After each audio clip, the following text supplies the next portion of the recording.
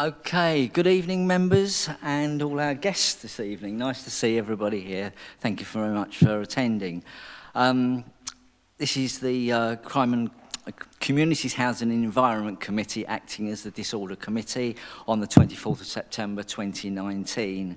Before we go to the agenda, may I take this opportunity to advise you that we are not expecting the fire alarm to sound tonight.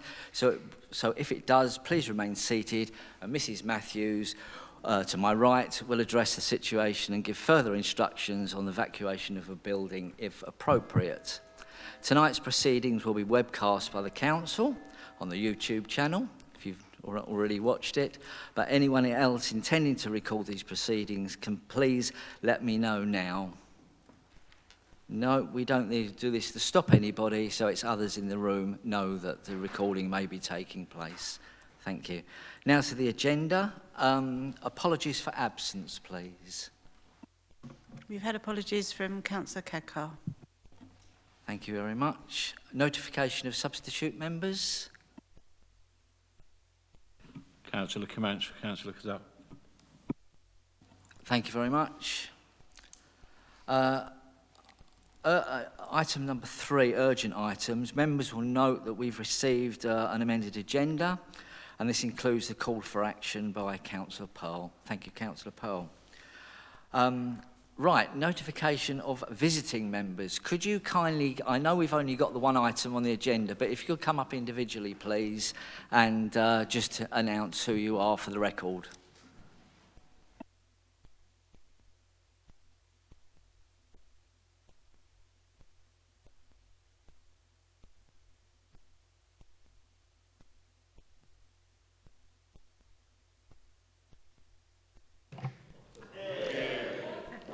Councillor Martin Round, Headcorn Ward. I'm here to offer my contribution to the debate. Thank you. And the next one, please, Councillor Perry. Well, you know what I mean.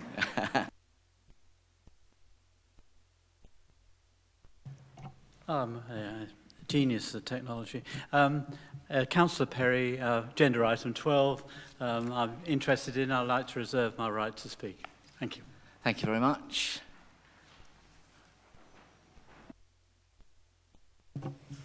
Councillor Brindle, Boxley Ward, item 12. Thank you. Thank you.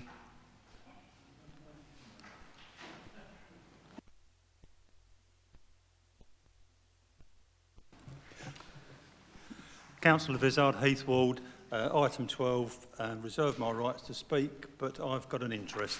Thank you.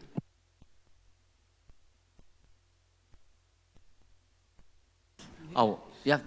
Oh, Councillor, could you just wait a minute? Councillor Villa, could you tell us what you're here for, please? What item you want to speak on?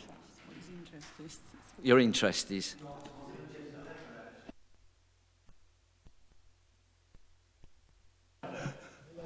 The item on the agenda, Mr. Chairman, item 11. Yes, it is. Just to confirm, it is item 11 for all the previous people. Thank you. Thank you, Chairman. Councillor Faye Gooch, I'd like to speak on item 11. Thank you. Thank you.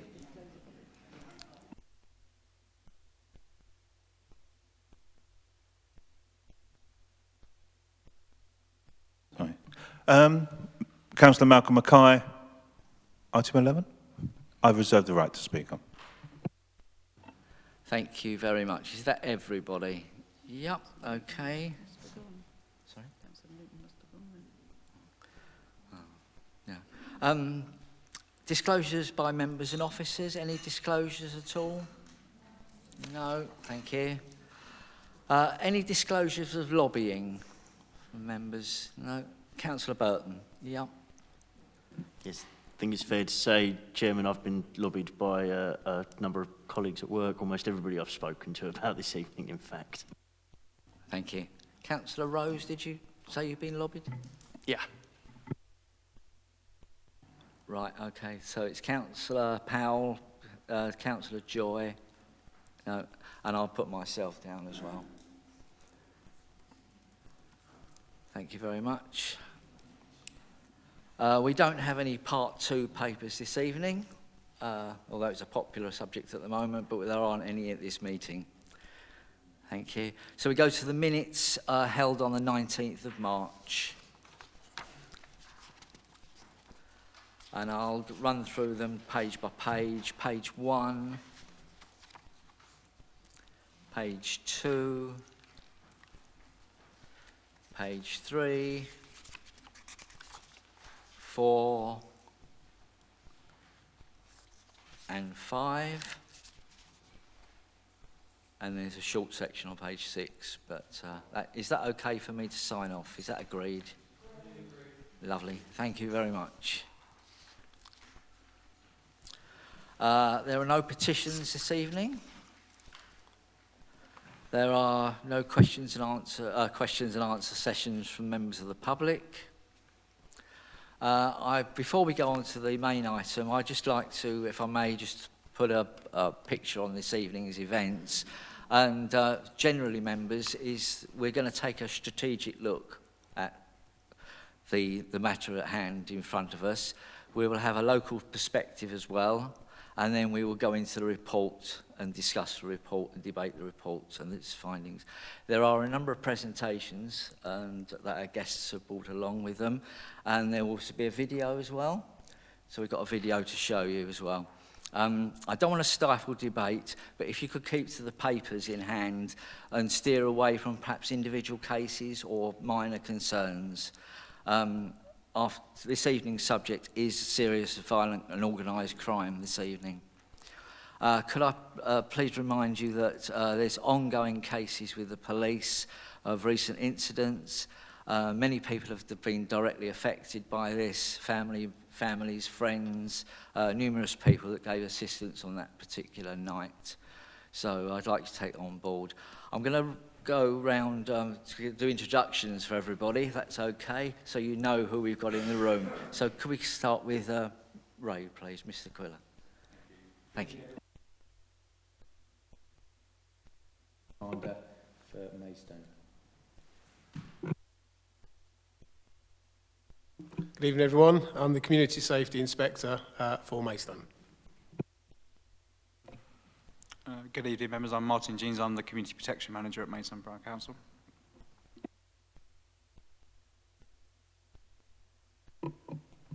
Hello, I'm Ilsa Butler. I'm the manager of One Maidstone, and that's the Business Improvement District for the town centre.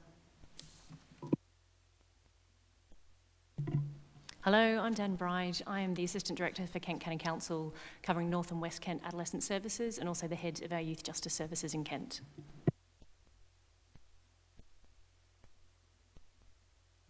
Thank you very much and welcome.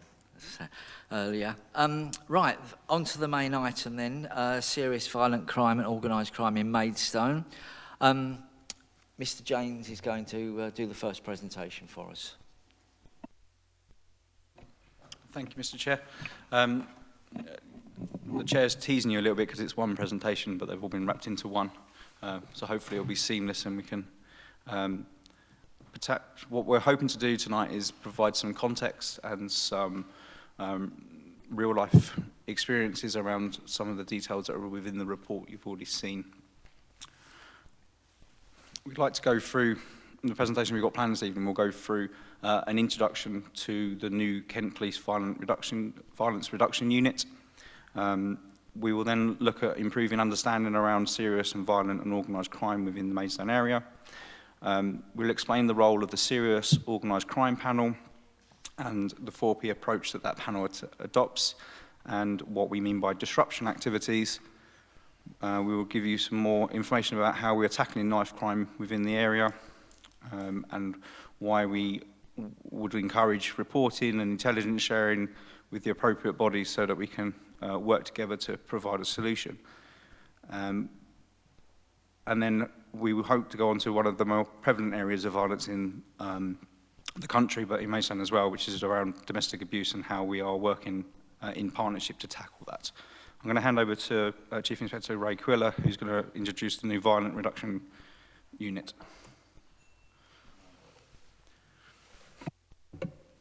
I'm on. Good evening all. There's some bits that I want to cover before I talk you through specifically this area, and that's just, there's some thank yous, there's a bit on some of our challenges, but also I think it's important you understand a bit about me. I've got 20 years policing experience dealing with this across the county and beyond in many circumstances. I'm also a resident of Maidstone. My family are here, my children go to school here. So this for me is more than just a job. The chances of me ever moving away from Maidstone are pretty slim because of how well placed it is in the county. So again, this isn't just a job for me. I really care what goes on in and around our communities, as you all do. In terms of Kent Police, some of the work that's going on recently, we've been graded as outstanding. That's not something that's easily achieved, and we work hard to maintain that and obviously constantly improve. In relation to some of these areas, we've got a very long and proud tradition of bringing offenders to justice. As you've seen in the numerous incidents that have occurred, certainly during my time here over the last year. Do we sit back and think and rest on our laurels? We know we've got some challenges going ahead, but I think for our community safety partnership, we deal with those very, very well, whether it be my own internal departments or Alison's team over at the council. We all do a lot to try and make this district as safe as it can be. I can tap into resources way beyond my reach across the county, whether it be our rural policing teams or our serious crime directorates that have helped us resolve some of the challenging incidents that have gone on. I want to say a big thank you to the councillors. I'll highlight Dinesh in particular for the work that he did with me at the back end of last year. I know he's not here this evening, for some of the burglary offences and the challenges that we had at the back end of 2018. Denise, your support to the CSU has been fantastic, so thank you for that. And Faye for your engagement and support to me during my first year. So thank you. But I know everyone brings something to the party, and I'm sure we'll get into some of that debate this evening. A big thank you to Alison and your teams over at the council. Obviously, we couldn't do what we do without your efforts, and I've worked in a number of policing areas, and I think we do so well here because the relationship is built on trust, it's built on engagement, and that allows us to successfully solve a lot of problems before they become a lot more serious, in my opinion. So the bits I'm going to cover this evening, I'm going to brief you on some strategic activity that's going on across the county, that's utilising some Home Office funding, and then you can hear from Mark and Martin about how seriously, and just how seriously, we're taking this work locally.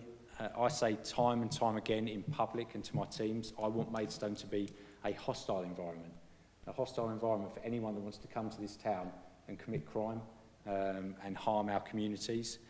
Do I want more? Absolutely. Am I confident my teams will deliver more? Absolutely.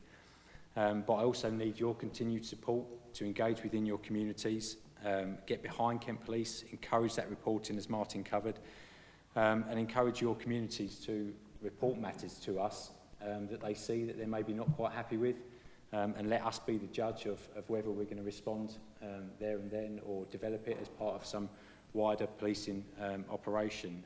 There is so many eyes and ears out there that we really need, because it's everyone's responsibility to keep Maidstone safe. So if I move on to the slides, please. Technical issue, bear with me. Okay. It was working fine before we started.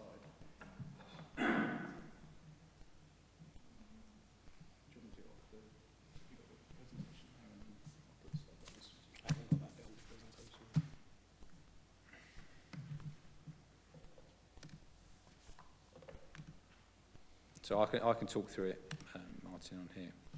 So yeah, in a nutshell, strategically, the force is looking at a violence reduction unit, and that's us successfully using Home Office funding to the tune of 1.16 million that needs to be spent by March 2020 to help reduce violent crime and prevent A&E admissions. So what this is about is a holistic approach that we've learned from the Metropolitan Police for all agencies stepping up, sharing information, problem solving together, because again, as I said, no one agency has got the answer to this. In terms of where we are in Kent in relation to this specific unit, we've assigned a team to it as it stands now, and they are starting to build the information and intelligence to allow us to understand the root cause in a number of different areas, in a number of different locations, and with individuals across Kent. In terms of some of the activity that will be undertaken as part of that, we're going to problem profile certain areas, right down to district level and to individuals and wards and estates within those districts to understand where we need to focus our activity on and focus our problem solving. That team will have a far-reaching grasp on all aspects across Kent. We'll have 5 coordinators working and 3 analysts to be able to pull together all the information, not just from policing, but from the health service, from schools, from social services, to really understand, as I said, some of the root causes. Some of the more operational things that will be going on, there'll be helplines for young people to ring into that will then help us decide where we need to, again, focus, whether it be schools, education programs or outreach services, to really help and engage with young people at that first point or turning point in their lives where they might be susceptible to some of these outside influences. Certainly that is something that the Metropolitan Police learn well to get in young with the children. We'll have the opportunity to rapidly deploy CCTV in any given locations to be able to support intelligence and evidence gathering, which is something that I particularly welcome. And we'll be working with a load of local charities and support groups to be able to signpost, because sometimes people just might not want to engage with the police, but a support group or charity that we see so well in any number of areas that we deal with might be able to give them the help they need. So what this is about for me, I think it's about sustainable success. This is not just a sticky plaster that we're going to put over something and the problem's going to go away. This is something we want to embed into across all departments within the police, across all agencies, to be able to effectively tackle some of the problems that you're going to hear about this evening and have a legacy going forward. So that's it for me. Thank you. Okay, it's lovely. Thank you very much for that.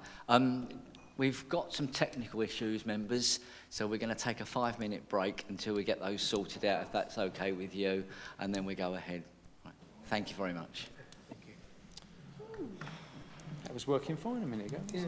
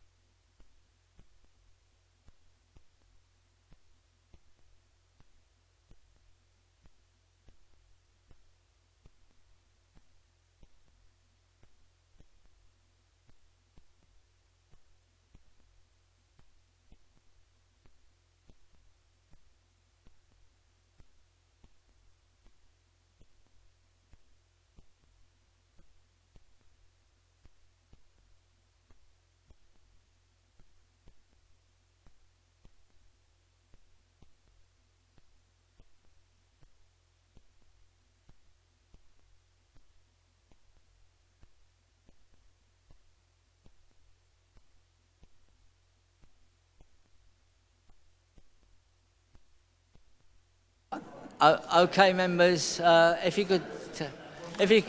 you could take your seats, please. Oh, it's gone again. It's Oh. gone again. Oh.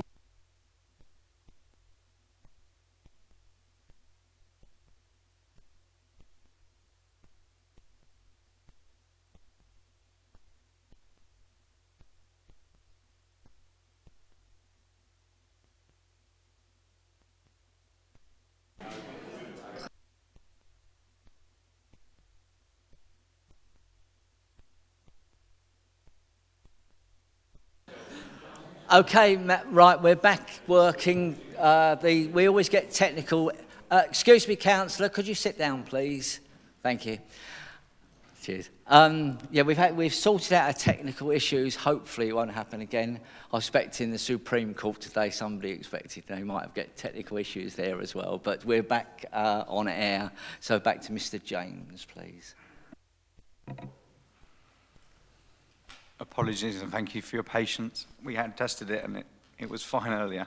It has a mind of its own. I think it's just willing us to get through the presentation as quickly as possible. So you have to excuse me flicking backwards and forwards if it takes over and drives on.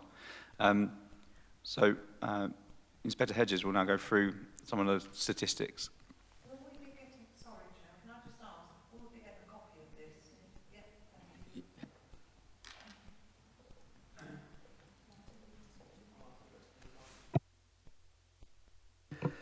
Evening, everyone.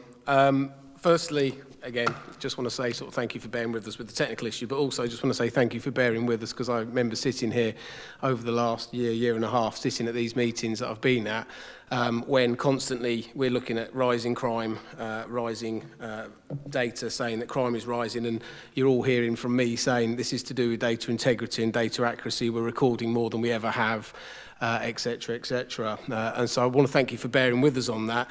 What we have now got, though, is crime figures for this financial year, which are now, as best we can say, is comparing apples with apples, where for the last few years, obviously, we've been looking at, comparing apples with pears. So I want to put some context around this and actually say what the picture is, because obviously the incident that happened the other day in the town centre, it was extremely awful, and no one is going to take that away. And I also want to say that I'm not sitting here today saying there is no issues in Maidstone, there is no crime in Maidstone, but what I am saying is there is a picture out there that I want to portray to you about that it's not as some would believe it is. Overall crime in Maidstone, as you can see from the slide, is actually down on this financial year 6.1%. That's not an insignificant figure. That's around 400 crimes. That's 400 less victims in Maidstone than there was for the same period last year. Within that, the most serious violent crime, so this is your very serious crimes, your GBHs and above, the crimes of most serious and most harm, are actually down in the Maidstone Borough by 8.3%. Violent crime is down by 8.1%, and public order incidents, which obviously happened in the town centre, the majority of them happened in the town centre, but a number of public order incidents are actually down by 36.5% in this district. All these figures are pretty much on par or above the actual average for the force at the moment.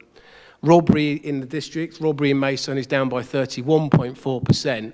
And interestingly, the only two crime categories on there are the categories that are offences against the state, which the possession of a weapon is up by 13.5%, and drug offences, so that will be your possession and your drug offences, are up by 83.7%. To put some context around those two offences, they are the ones that through effective proactive policing you will see an increase in. And that's because of some of the stuff that we'll talk about later, and some of the activity we've been doing in Maidstone has seen that is why you've seen an increase in those two offences, and hopefully that will be explained to your satisfaction later. At the last meeting, you all signed up to the community safety plan, and I'm sure you're all aware of the 5 strands of the plan, where we're looking at obviously protecting communities from serious violence and serious violent crime and organised criminality, reducing harm around domestic violence, and making sure the children in the borough are safe. We also look at mental health and drugs. But the main 3 that we're going to talk about today are the top 3, but what I will say is every single one of these priorities that you've chosen interacts with each other. So by protecting on dealing with serious violence and organised criminality, you will make the children safer in the borough. You will also deal with domestic abuse, and then we'll cover that. We'll cover that in more detail later.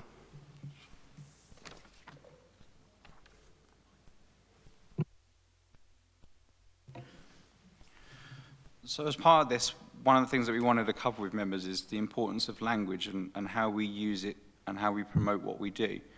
And the impact that has on people, particularly the young people in the borough. So I asked the question, is this a gang? They're wearing hoodies. There's a group. They look pretty intimidating. They're possibly black. Does that make them a gang? And hopefully what we're trying to convey to you this evening is actually what makes a gang is its behaviour and what its activities are. And why is this important? Because the young people today that we speak to and we listen to, we know they have unfettered access to information and the words and the information that we share on social media or even in conversation. And what we need to make sure is that when we use words like knife crime and gang, that we use them in the right context. I'll give you an example of a 15-year-old girl at one of the local secondary schools who expressed that she was frightful of Maidstone. She felt it was a dangerous place because of the murder. Now, I'm pretty certain there weren't very many 15-year-old schoolgirls in Jubilee Square at 3 o'clock in the morning on a Saturday. But the context in which that has been portrayed is how we have to be careful about we're not making the problem worse. Because what we do know is that when young people get scared and young people believe that other people are carrying knives, they will carry knives themselves. So we have a duty to make sure that when we use these words, that we use them appropriately and that we use them in context so that we don't escalate the problem ourselves. The term gang is used quite a lot, and it's important that we understand that there are clear definitions in the way that the police and we refer to gangs. A peer group, a small organised group of people with similar activities, similar lifestyle choices, is just that. They may occasionally exhibit behaviour that we don't want, but they're not a gang. There's no crime as part of their integral makeup. A street gang is predominantly a street-based group of young people that themselves where violence and criminality is almost a daily part of their lifestyle. That is what we would define as a gang. What we have to also look at within our work is our organised criminal networks, or OCGs, organised crime groups. And this is where you have a crime syndicate or a crime family, a group of people working together to commit crime as their occupation.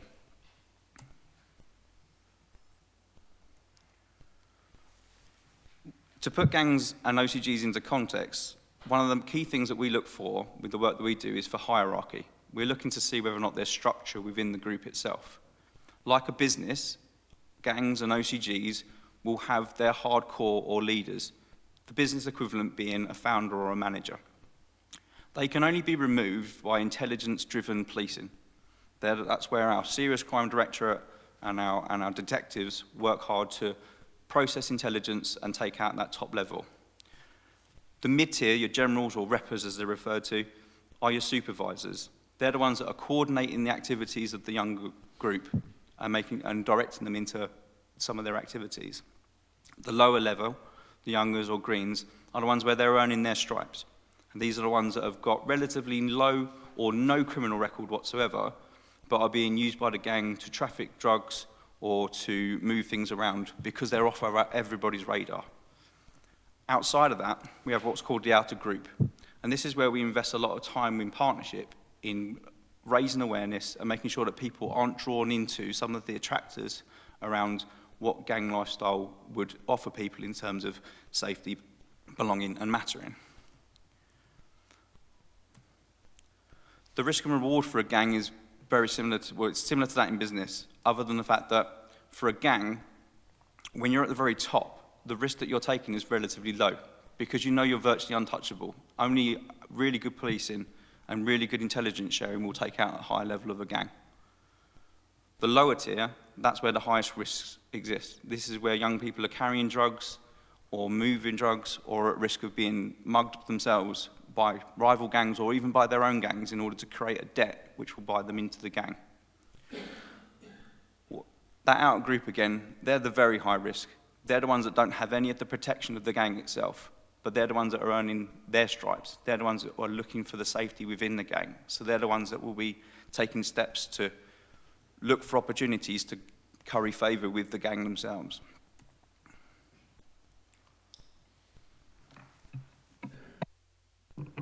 Martin's just giving you a description, obviously, about the hierarchy of gangs, and that fits whether you're talking about a county line gang, you're talking about an organised crime gang. They all have that same pattern of criminality from the elders to the base. But so how do we tackle it, and what do we do? As part of the community safety partnership, one of the meetings that we have on every 4 weeks is a partnership meeting. One of the meetings we have is the Serious and Organised Crime Panel.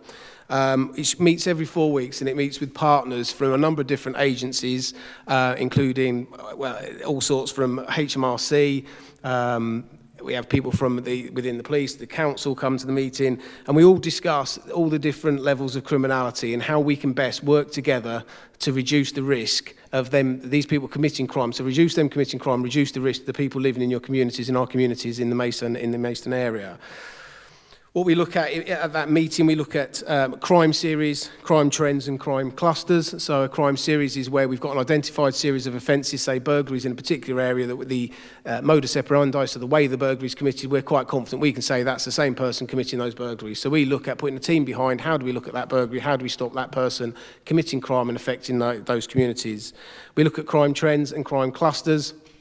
And they're more where you've got a series of events, series of crimes in a particular area, but we can't attribute those to particular individuals, and we need to do some intelligence work, and we need to do some work in those to prevent them happening or to try and arrest and disrupt the activity. We talk about county lines. We talk about those lines that are affecting us. There's currently 3 lines affecting Maidstone, but we've got county lines, and as soon as we take one line out, we'll get another one coming in. We know that's an ongoing issue, but you've got probably the most proactive raptor team in the county working out of Maidstone on a daily basis, arresting and dealing with county line criminality and taking these people out. And I think I can't remember the exact current figure, but it's somewhere in the region of probably 300 to 400 years worth of prison sentences are being served by people that have been taken out by our raptor teams and dealt with for offences in the town. We talk about human trafficking, modern day slavery offences. We look at the victims, what we're doing to support those victims, to look at them. We look at places where we believe there may be brothels that have been popped up in our communities. We look at places like our car washes to look at whether these are being used for modern day slavery and whether they're linked to OCGs and criminality. We do visits with partners, with other agencies to make sure that these people that are working there legitimately, they're safe, they're not victims of organised criminality. We then look at prison releases. We'll look at all the people that have been released from prison within the next 4 weeks. Who's coming back to Maidstone? Who's going to be moving into Maidstone, coming out of prison? What do we need to do around them? Do we need to visit them? Do we need to put a wraparound? Do we need to look at some sort of control strategies around them to stop them committing further offences in the town? We look at the top threat and risk and harm people in the district, those people that are causing us the most concern about their criminality. So those that are currently active criminally, who we want to stop and we want to disrupt and stop them causing problems. And we look at our high-risk offenders and how they're being managed in our community. So we work with our officers from our visor teams, from our offender management units to look at what we can do around sex offenders and violent offenders that are out in our communities and how we're controlling them. The way we do that through the serious crime panels, we use what's called the 4P principles. The 4Ps are pursue, prevent, protect and prepare. And I won't read it through to you in as much as, but if you read through, these are the 4 elements, and we come up with an action plan that's based around these 4 principles for every OCG that we deal with, every organised crime group that we deal with. So what do we need to do to pursue them, to relentlessly disrupt and prosecute them for their criminal activity? To prevent them, how do we prevent people from becoming involved in serious and organised crime? How do we stop young people getting into gangs? How do we stop crime groups growing? How do we stop people getting pulled into these gangs? How do we protect? How do we reduce the vulnerability amongst our communities from the threat of serious and organised crime? How do we let the communities know, to recognise serious and organised crime? How do we prepare our communities and ensure that they've got the necessary capabilities that exist to tackle serious and organised crime? So how do we make, and this is where we go back to, we've all got a part to play in this. This is not just about policing this. This is about all of us, every partner, every person in this room working together to tackle these issues, to pull together, to make sure we're going in the same direction. In Maidstone, we currently have 2 active OCGs, organised crime groups, and they're subject to relentless partnership intervention and disruption. And through effective partnership working, we've actually managed to disrupt the criminal activity of 4 other local OCGs. They've been disrupted to a place where they're now classified as inactive. That's not us classifying them as inactive, that's the Home Office, that's the team at the Home Office that look at our OCGs, they score them, they look at the work that we've done, they look at the intelligence coming in, they've said through the effective work of ourselves and our partners, there are 4 OCGs that are now inactive within Maidstone. This is just an example of what we give to our partners and what we show to our partners. This comes from a team called ROCTA from the Home Office, and it's called Operation Scorpion, a plan on a page. So they basically tell us who our principal members of our OCG are. We get it scored. You can't really see it on the slide, but on the very left-hand slide, it talks about the criminality of the OCG. So what is it they're criminally active? In the middle, what is their geographical impact? What are the vulnerabilities? What do we need to know? That's a really important slide. So what is our strategic intelligence requirement on this OCG? What is it we're after? What can our partners tell us that we need to know to actually disrupt their activities and deal with them? And then we look at the OCG's intent and capability on the right. So we're looking at how serious is this OCG, what is it they're doing, and what is their intent and capability around committing crime and harming our communities.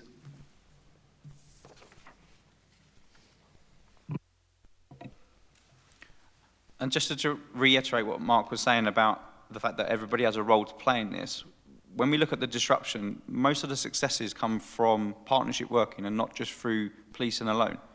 Does anybody recognise the gentleman on the left of this picture? It's Al Capone. So Al Capone is famous for many things, but what people often forget was that it wasn't actually the FBI bringing him down for some of the crimes he was alleged to have committed around murder and other offences. It was fraud and tax evasion that eventually disrupted Al Capone's lifestyle. And what we're hoping to do is, whilst we don't have any Al Capones in Maidstone, we're quite thankful, what we're looking for is those similar techniques of looking at those areas where, how can we disrupt their business? How can we undermine them in a way that they don't feel comfortable committing their crimes? Can we seize their vehicles? Can we issue them with warning notices or formal notices to stop their behaviour? Because it shows them that we are looking. Interestingly enough, all OCGs know they are OCGs because we tell them. What better way of telling a criminal organisation that they're being watched than the fact that we've told them you're being watched, and we meet and discuss you every 4 weeks. So some of the disruptions that we've done in Maidstone include ASB pre-notice warnings, inspections using some of our legislation around caravan licensing and premises licensing. We've used revs and bends activities to go into sites and disrupt them and claim back substantial amounts of money. We've used planning enforcement. We've used antisocial behaviour powers to stop planning infringements, just to kind of buddy up and make sure that not one service is working on their own. We work closely with the waste crime team and with the border agency to do other types of disruption. So with the waste crime team, we do an operation fairly regularly called Operation Assist, where we will actively target rural crime around waste crime and rogue trading. And we've also done a lot of work around offender management, so preventing reoffending. One of the things that we work quite hard on, or the offender management team works hard on, is what's called buddy tagging. Now, buddy tagging is a really interesting technique or tactic that we use, whereby we approach a known criminal that's got a criminal past when they leave prison, and although their order doesn't require them to wear a tag, we invite them to wear one anyway. Because when they get sucked back into the gang or the lifestyle that they were stuck in, they will be able to say to that person, I can't help you, I'm tagged. Not because we've tagged them, but because they don't want to be part of that lifestyle anymore, so they volunteer themselves to be tagged.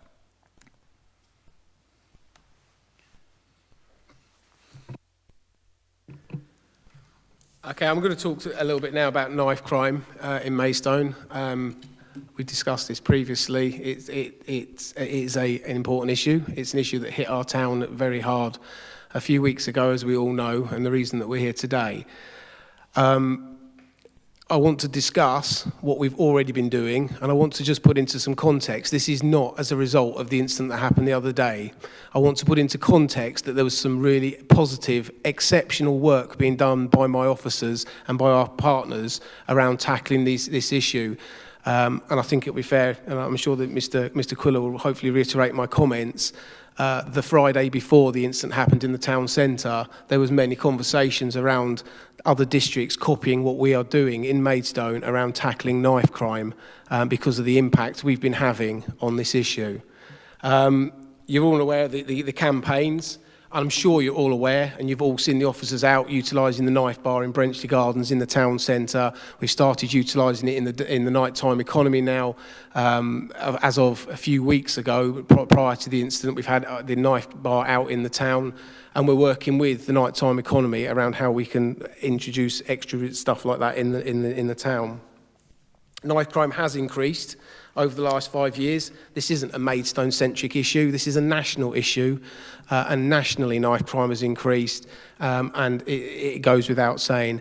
What I do want to say, however, is there's been a lot of talk in the media, a lot of talk on social media, etc., around the use of stop search and the powers of stop search. And I just want to put some context, I want to put some actual accuracy and some actual true reality around what's been happening in Maidstone. Since April 2019, that's probably about a week ago now, officers in Kent have stop-checked 623 people. That compares with the same period last year, 184. That is a 239% increase in the police's use of stop and search in this district and in this borough. This is an issue we are taking extremely seriously.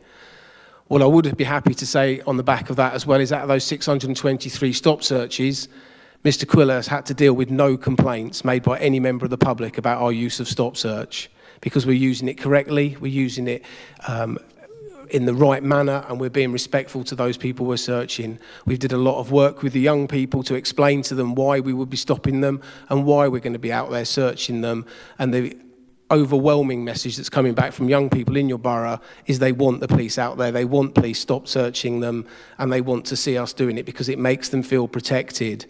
And it actually, anecdotal evidence from school teachers, from our youth workers, is that young people who were carrying knives are no longer carrying knives in Maidstone.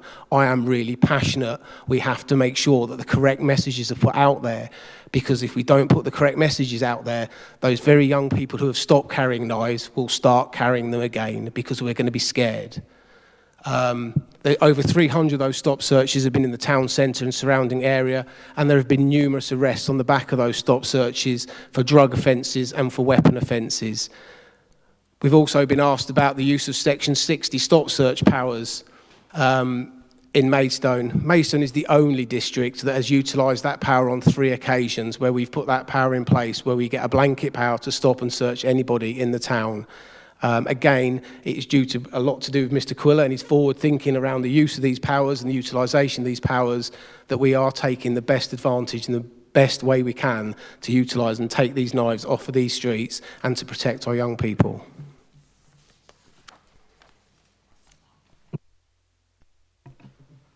Okay, I'm going to hand over to Dan Bride now to go through the information from a young offenders in Kent point of view.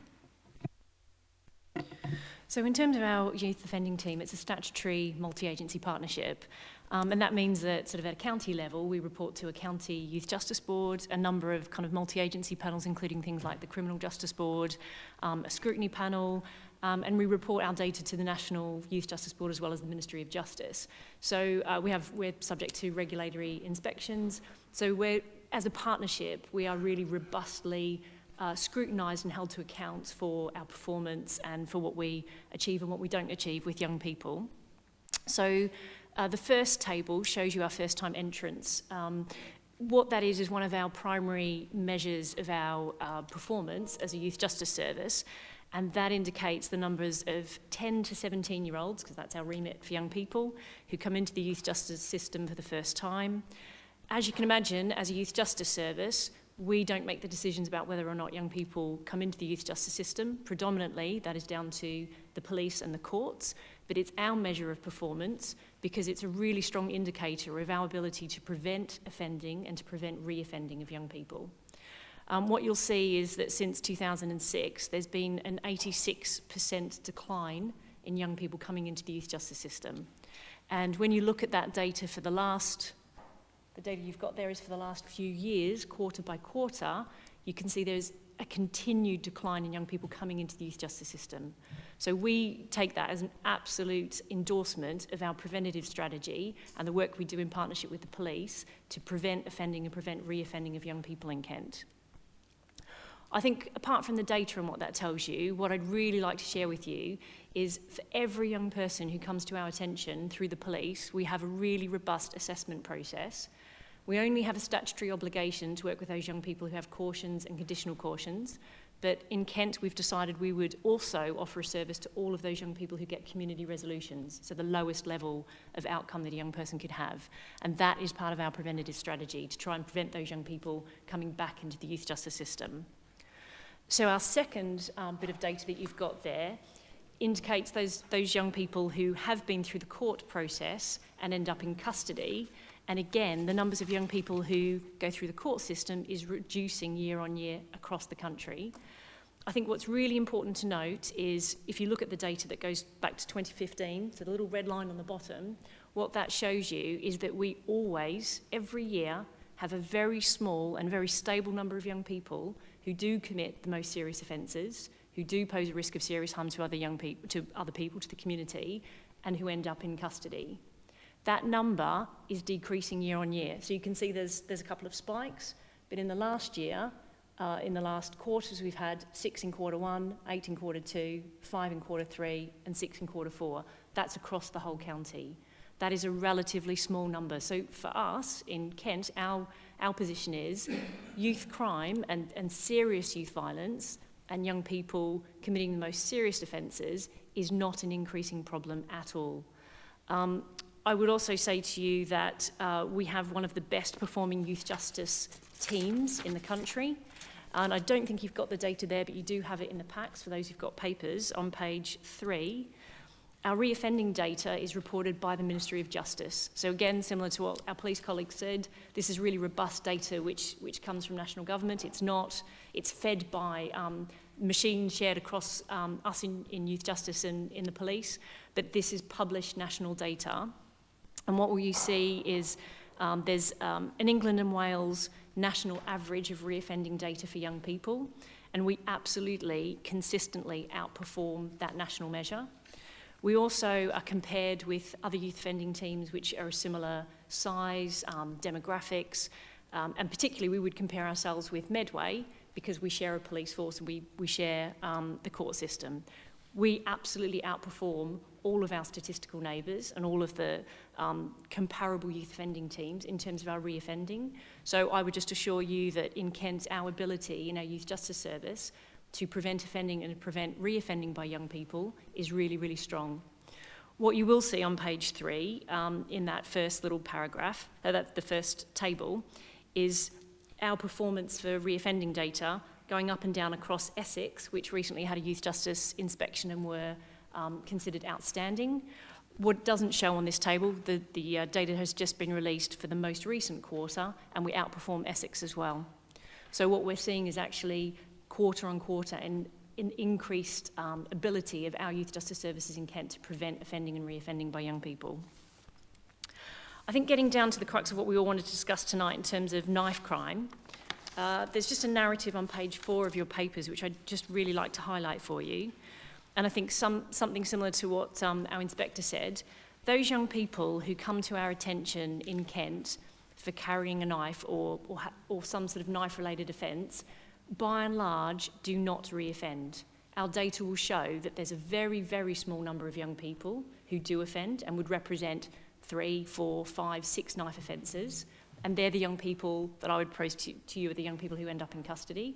But by and large, those young people who do carry a knife, and what we hear from those young people is they will do that for self-protection and for fear, because the perception is their communities might not be safe. Once we become aware of those young people and we work with them in partnership with our colleagues, those young people do not carry a knife again. So our success is really, really strong. Can I just, members, what the lady's referring to is on page 32 of our agenda papers. Sorry, okay. my papers are labelled Right, different. Yeah, okay. I'm sorry about that. Thank you. Okay. What we do know is there's predominantly 3 reasons why young people do carry knives. The first one is for self-protection, for fear, because they're worried about other people in the community carrying knives, so they're worried about their own safety. My view anecdotally from our work with young people is predominantly that is why young people that come to our attention of our services carry knives, and that's the real success we've got with tackling that with young people to prevent them from carrying knives again. The second reason why young people carry knives, we believe, is for self-presentation. So for those who want street cred, want a bit of respect, and that would represent a very, very small number of young people. The third reason is for those young people who use it for utility. So they're using it to commit an offence, whether that's against a person directly or whether that's, theft, burglary, etc. What we would say as well is that there's a national picture of an upward trajectory of young people committing knife crimes since 2013, 2014, but that is absolutely not reflected in Kent. And the really specific data that you've got on those pages, so looking at 2016, we had 145 young people who committed knife offences in the county. That dropped to 127 the next year. It dropped to 107 the next year. And so far this year, we've had 5 young people, at the time we've run this data, so between January and March, who've committed those offences. The actual number of young people is smaller again, so that's bearing in mind that some of those young people, a very, very small number of them, will commit that offence a number of times. So again, the numbers of young people who are responsible for those offences in 2016 was 121, but that reduced to 111 the following year and reduced to 84 in 2018. And so far this year, there's 5 young people who we know who've committed those offences. The peak, according to our data, was May 2016. And we just haven't seen a kind of a growth of that since. We haven't seen the data that we saw in May 2016 appear again. So I think what I also wanted to just remind you of is what we are doing in Kent. Part of my remit in managing the adolescent services is to look at how we both operationally and strategically manage adolescent risk within KCC and with our partners. And a really big part of that is working with the police on the violence reduction that you've heard a little bit about tonight already. We also have a serious youth violence project which works in North Kent and Medway, and that's going to pilot some new ways of working, not just with young people, but also about our intelligence sharing with police. And I think our relationship with Kent Police is really, really strong. That particular project is also looking at the British Transport Police and the Met Police. So we've got a really good county lines collaboration meeting already working in North Kent. Part of that service will be to work with young people both in a preventative capacity, so awareness raising, trying to get young people not to carry knives, but also to work really specifically with those young people who we think are already drawn into county lines, may be involved in gangs, have committed those kind of offences, and really trying to make sure that we can support them to not offend and re-offend in the future.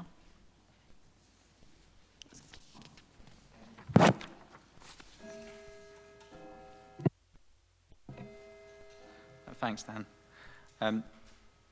So one thing that we are really proud of is the fact that we don't have any active gangs in Maidstone. We've spoken about organised crime groups, of which we've said there are 2, but we don't have any youth-based gangs in Maidstone. But that's not to say that we're resting on our laurels. We know that there is risk from homegrown activity. We know that gangs can easily relocate, and we also know that there's lots of talk about what's referred to as county lines. To put that into context for members, this is an example of what a London-based county gang's reach might look like in the context of the way that they operate. So a central hub using rail lines and other means of transport to move product, for want of a better description, into the home counties. Obviously, one gang has a huge reach. So the work that Mark's already referred to around Raptor is around making sure that we are dealing with those that arrive in the borough, and more recently has been involved us, or the police should I say, sending officers up to London to take off the head of the snake, for want of a better description. We know that there's a perceived increase in young people carrying knives and offensive weapons, but we know that the figures are showing that that is actually dropping. We know that the average age of gang members across the county is 15, and we know that the youngest known gang member is 10, which shows that, as has been seen in London, gangs will recruit out of primary schools if they think it works for them. Nationally, 2/3 of gang members have also been the victim of crime. So when we deal with people that are on the cusp of becoming gang members, we have to remember that they are victims too, and we have to put the right support networks around them to make sure they don't get indoctrinated into the gang lifestyle. And a high proportion of Kent gang members and their associates are black minority ethnic. So what are we doing to combat that? We have several agencies and charities that we work closely with that are out there providing information, working in schools, working closely with people to ensure that they understand the risks and they understand the lifestyle choices that they're making. We have a dedicated youth PCSO who works closely with the schools and with the outreach projects. We have targeted youth outreach in the ASB hotspots, which we move around through this, our community youth safety group. We coordinate where that youth safety outreach work goes. So if there is an identified area of risk, we will move that group, those people that will go out there and speak to young people, into those areas specifically. We know that the early help team are there to provide help with parents to deal with violent children, and as we'll cover in the next part of the presentation, some of the issues around violence towards adults from children. And what we've also done is we've done presentations and talks, not just to professionals, but also to parents by hosting evenings at schools and doing those sort of awareness-raising activities. One of the things that we have to be aware of, though, is that gang culture is something we need to be aware of. It does exist in Maidstone. And if I can get this video to load, there we go. So I'll let, this is a local drill group called 5th District, and I'll let them express themselves.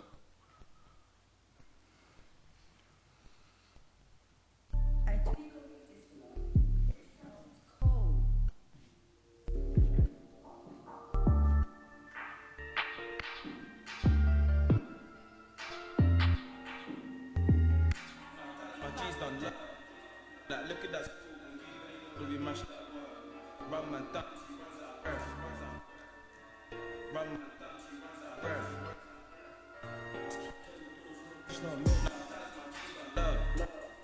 That school boy. That work. Dante run. No, cool. 2 shots trying to get back. Oh, no. 10. So to put that into context, obviously filmed locally, filmed in Maidstone by young people in Maidstone. Now what's of interest to us as we work in partnership is, what are they trying to tell us? Run man down until he runs out of breath, I would suggest isn't a polite way of offering CPR to somebody. The gangs are using their music to express themselves, and one of the things that's worrying, if you look at the gentleman on the left of that picture, and his hand movements and his signals, we need to be aware of the fact that this exists in our communities, and these young people are trying to express themselves. So we need to understand what message they're trying to give and what they're trying to tell us, but we also need to advise people that this isn't a lifestyle choice. The actual activities that they're promoting isn't a lifestyle choice that we want any children in Maidstone to be engaged in.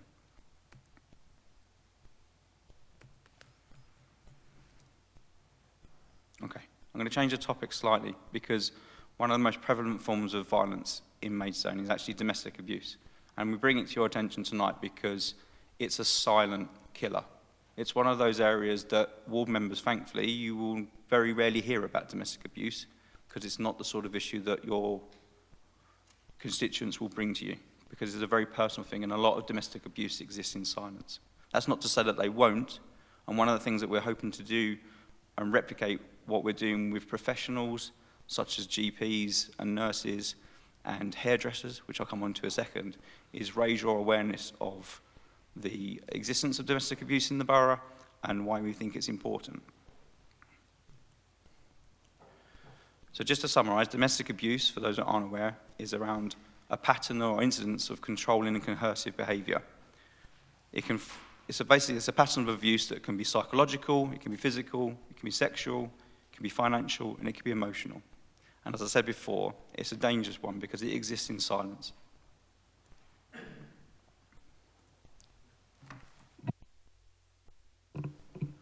So again, I'll give you what does the picture look like in Maidstone and what do statistics tell us. Interestingly, we've already talked about today that there's a decrease in overall crime, there's a decrease in violent crime, but when you look at domestic abuse, there's an increase, a 20% increase in recorded crimes involving domestic abuse. We've got the highest proportion of recorded offences assessed as high risk in the West Division, 14%, and secondary incidents have increased by 18% overall, with high risk incidents increasing by 21%. Strikingly, that means that out of all the decreases in overall violent crime, that means the actual percentage of crime that is violent crime, that is domestic abuse, has really gone up. It's really risen. Now, that is potentially to do with some of the excellent work that a lot of our partners do through the DA Forum around ensuring that victims have the facilities and the ability to report these incidents to us and the confidence to come to the agencies to report domestic abuse. So it can't always be seen as a negative that we've got more domestic abuse. It may be that we're more effective in getting victims to come forward, but it's something we will constantly work at, to look at, and to resolve. What we can look at though is what is our, how do we protect our victims? The arrest rate for recorded crime over the last year is 39% in Maidstone. And that's the highest on this division, and it's above the force average of 34%. So that's more people, more perpetrators are arrested in Maidstone than pretty much anywhere else in the force, but definitely across the division. And the arrest rate for high-risk offences is 66%. That's 66% of any perpetrators who are arrested for high-risk domestic abuse incidents. Now, to put some context around this, sometimes there's all sorts of reasons why a perpetrator may not be arrested. It could be due to mental health issues, it could be due to the victim not supporting, or we just simply don't know who the high-risk offender was because of the victims not engaging with us. The IP decline rate, which means do we support our victims, is 54%. That seems high, but again, this is the lowest on the division. It's one of the offences that a lot of domestic abuse victims will tell you all they want is to feel safe. They're not always interested in whether their husbands, partners, etc. are taken to court and prosecuted. They just want us to make them feel safe. They want us, partners, to do what they need to do to make them feel safe. So that's sometimes why the IP decline rate is so high when it comes to domestic abuse.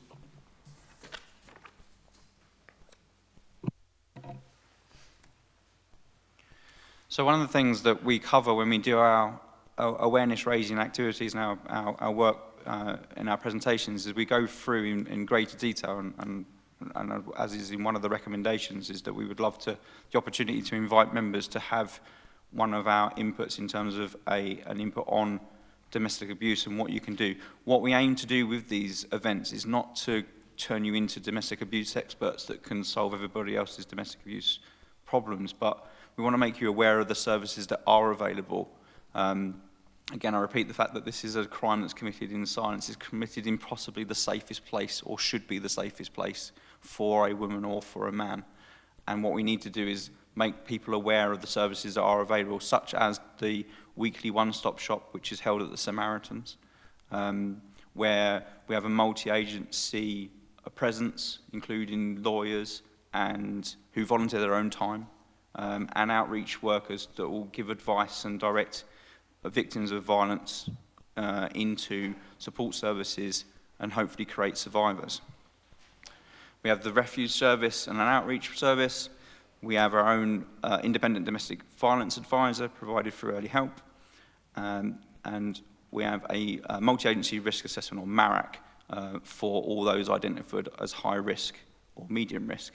One of the things that I will point out is that we are privy to the sharing or the learning from domestic homicide reviews, and what we know is that most victims of domestic homicide are low to medium risk.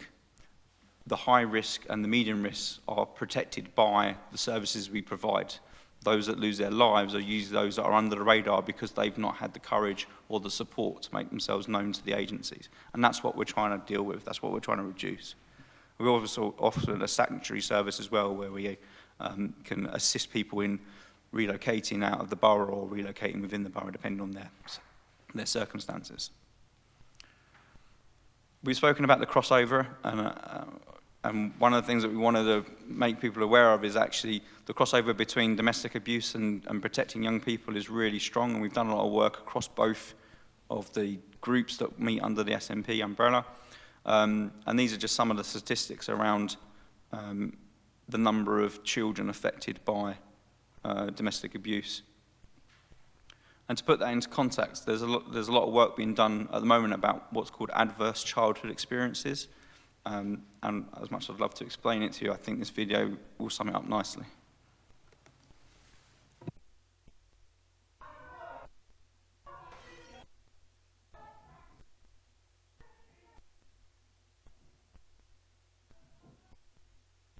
My understand all the drinking and I'm scared. The cuddle story. Boy, I'd shouting at me. Sometimes every day, and I wanted the rest of my life. Later, school, alcohol, trouble with the boy. What's happening to me is I'm more likely health problems, and I.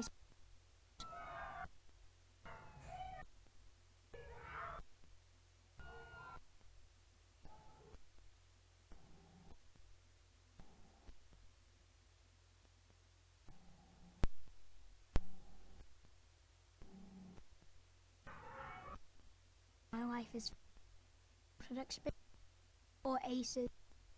My world, see my dad hit that problem and shouted at. After the boot, there's not a lot of clothes. Used to being scared. Now I'm just things are how to control properly. Relax like have aces. I won't be able to properly when I get. I'll get diseases and parents it. The real and that dad life.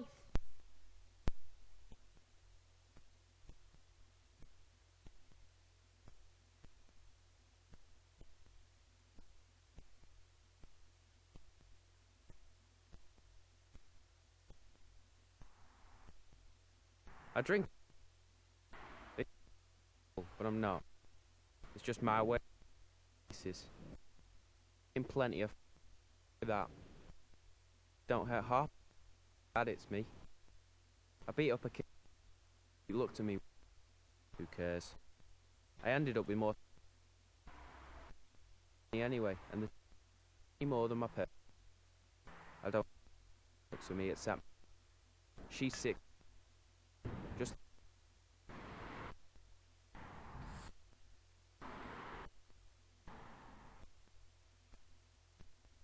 is where I've ended. The BT's probably on the way. I know kill you out them. Never had a proper spent time in. I hit them until she left. Grown up with, and had her first.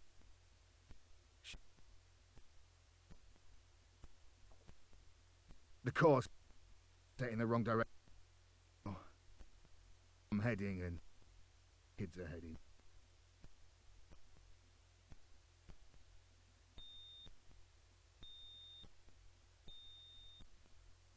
This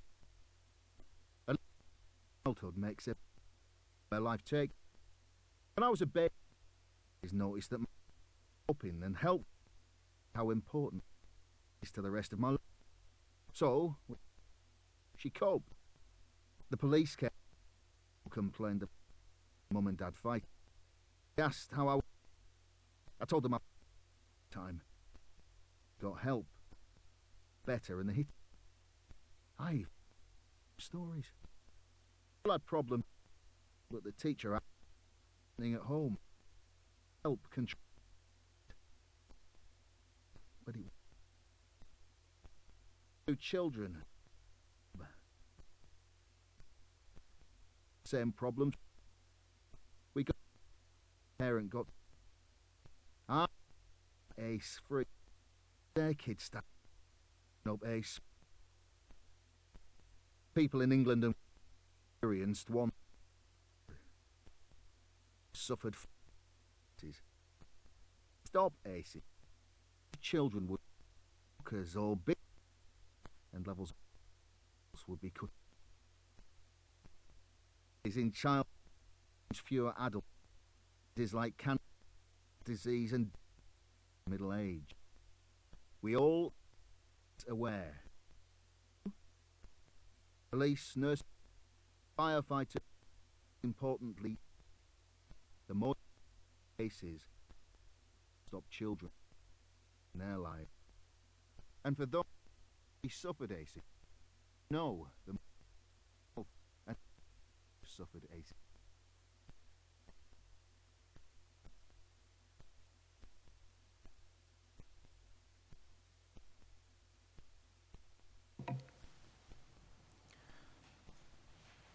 I think we've tried to express a number of times this evening about the fact that the route to solving so many of these problems doesn't lie in one individual agency. It resides in all of us, the public, parents, teachers, as was listed in the video. And the science behind this is good. I won't read through all of these because I'll share them in the slide, but if you look at some of these statistics that are on the screen now in terms of the impact of having 4 or more adverse childhood experiences. And I can't tell you the number of people, I know for a fact that this video really affects Ray quite deeply because of the number of young people that his service has dealt with. And I'm sure the same applies to Dan and her service as well. But look at the impact that this has on the NHS. Look at the impact that this has on society in general. The more ACE aware we are as an authority and as a county, the more chance we've got of ensuring that our children are safer. I'm quite passionate about this, as is Mark and Ray and everybody at this head table. This is something that we truly believe in and has been kind of the central to what we're doing. But it's not just the 7 or 8 of us. There's an army of 100 to 1,000 professionals that work in our borough to make sure that these adverse childhood experiences are minimised.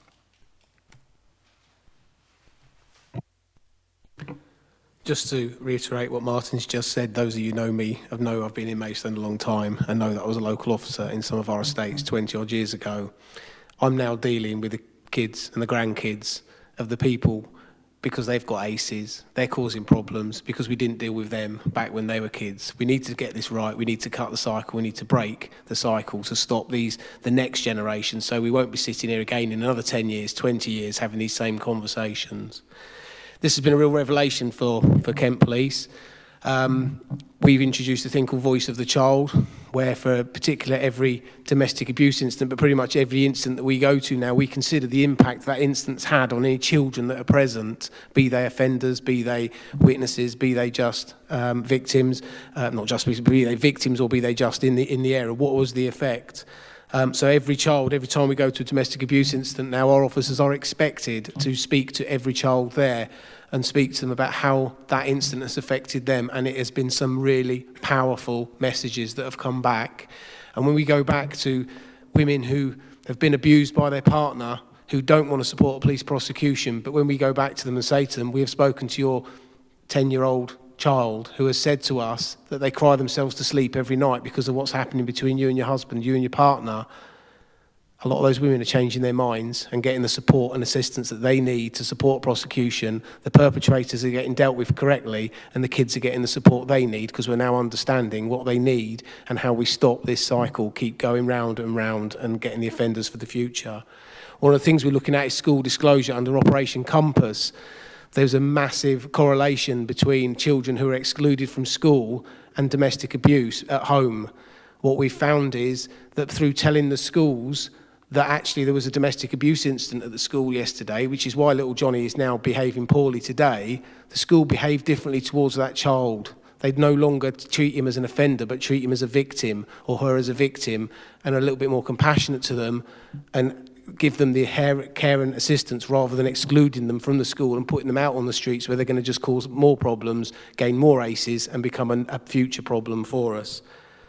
We also have, through Safer Relationships, the Freedom Project and the Phoenix Project for our victims to go through to understand what they are, what being a victim means, and to give them the courage and strength to stand up against perpetrators.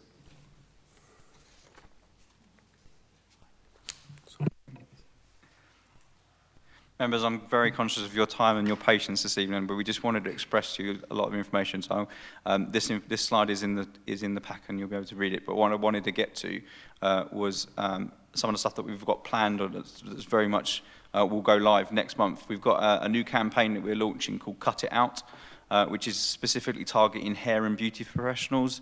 We know that disclosures of domestic abuse will occur when a woman feels safe. And one of the places that we know, Andy McDowell's statement there, that talking to a hairdresser can be like talking to a therapist. We know that the disclosures occur in hairdressers.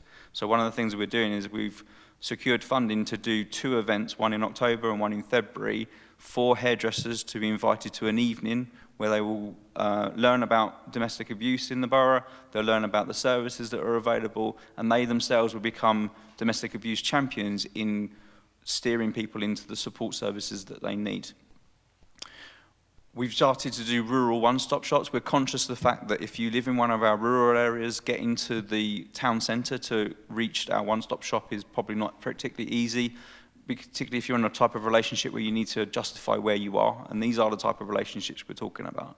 So if you have to make an excuse to go somewhere, getting to the town is probably one of the most difficult places to get to, particularly if you've got children. So we're taking the service on the road. We're taking partners out to some of our rural areas and using local facilities to enable victims in those areas to come to those locations within libraries, within children's centres, so that they can get the help that they need to break the cycle and protect themselves. And we're also planning a professional seminar in early 2020. Yeah.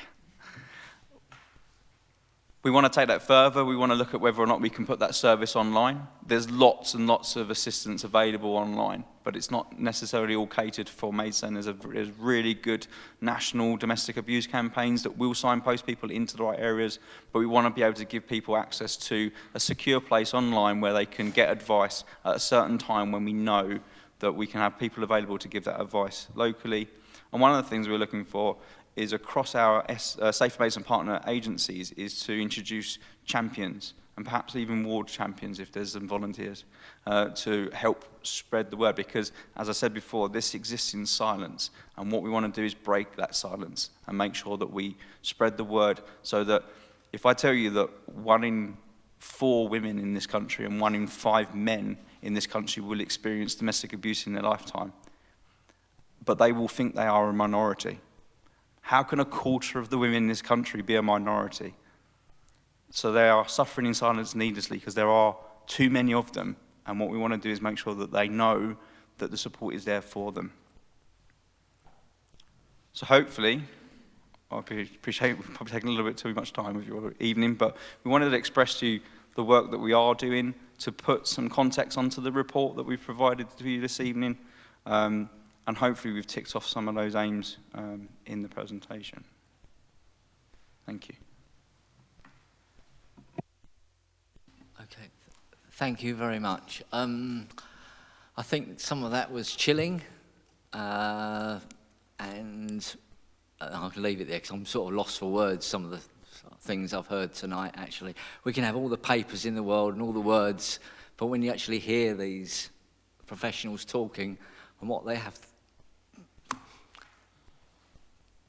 to deal with out there.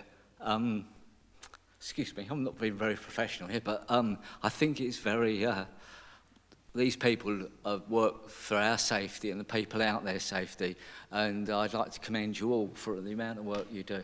I think it's fantastic. Thank you. And excuse me. Right then, we're going to go on to... sorry, Isla, did you want to come in regarding your... Sorry, can I just introduce Ilse? Because I just feel like we've invited her. I'd just like to introduce Ilse. For those of you who don't know, the lady opposite me is Ilse Butler. She's from the Business Improvement District, the BID, and from 1 Maidstone. The reason Ilse's come to us today, she's going to... I won't steal her presentation, or not presentation, but what she's going to talk about. A few months ago now, to be fair, wasn't it, Ilse? We've become involved in a project which is being rolled out, and again, we're really forward-thinking as a county town, the first place in Kent to go with this. But we are going with what's called ETPs, which are called emergency trauma packs.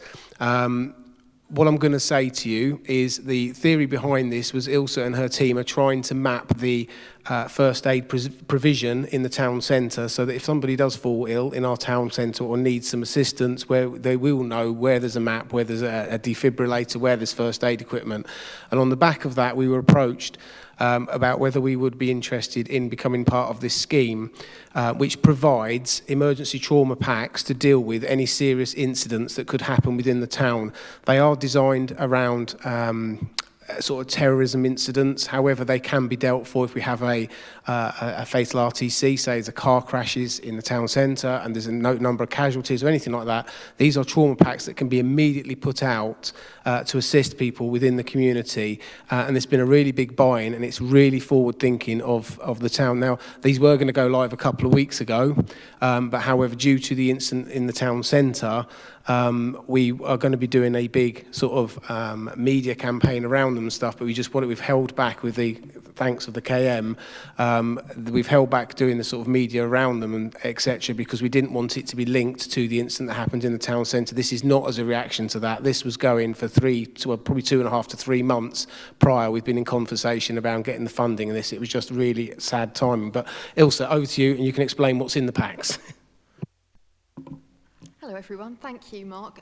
Just to endorse what Mark's saying, we started talking about this I think in June, and it's something the businesses are very keen for us to work on projects to make the town centre a safe and welcoming environment. So we've worked very closely with the police on this, as we do on many of our projects actually.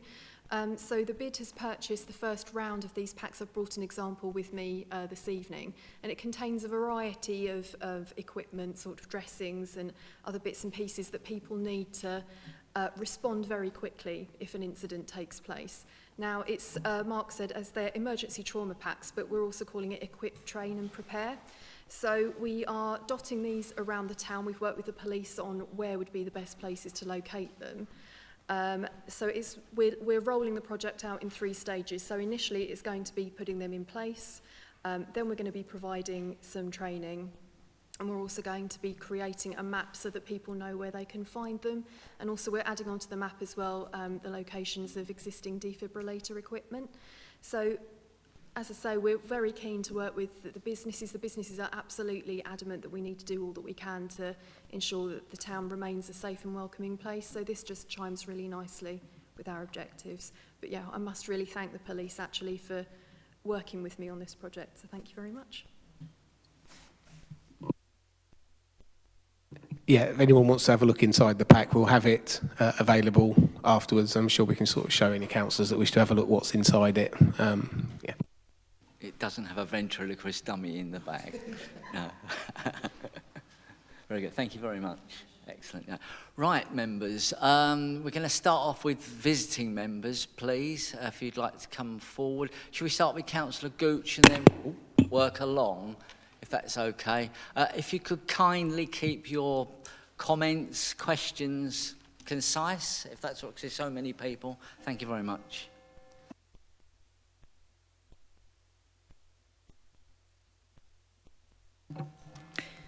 Thank you very much, Chairman.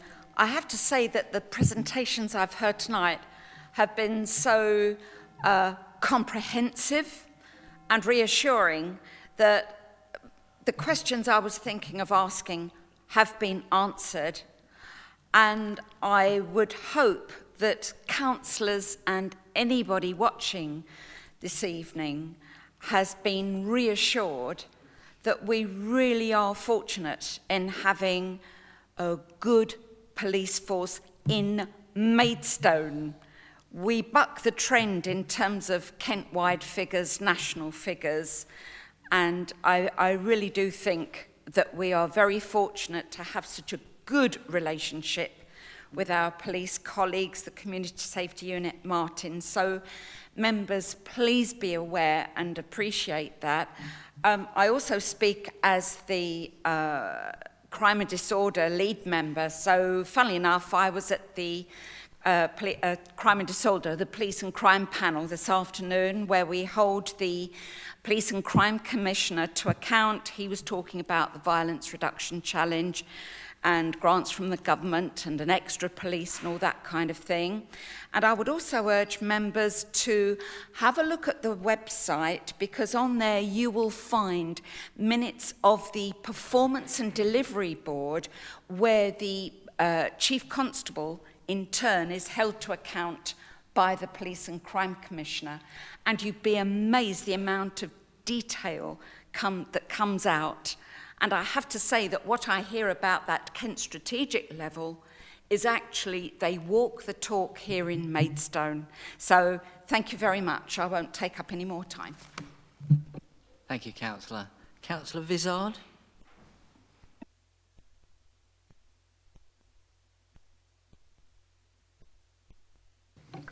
Thank you, Chairman and members. Not a lot to add, but thank you, gentlemen, for your presentations that you've done, and ladies. It was very, very interesting. One comment that I will add is that I was part of the nighttime economy for many, many years, and exactly what the officer said, it's not that bad out on the streets. There's a lot of guys out there actually working to keep Maidstone safe. One thing that was interesting was the emergency trauma packs. What's the cost of those? And some of the figures that you gave, gentlemen, it would be useful if we've got numbers, not percentages. Other than that, thank you very much, Mr. Chairman. Thank you. Would we know the cost? We do it now, yeah? Okay. The larger packs cost £499, but we've also purchased 5 mini packs, so it's more of a pack that you can carry around with you, and they are £80.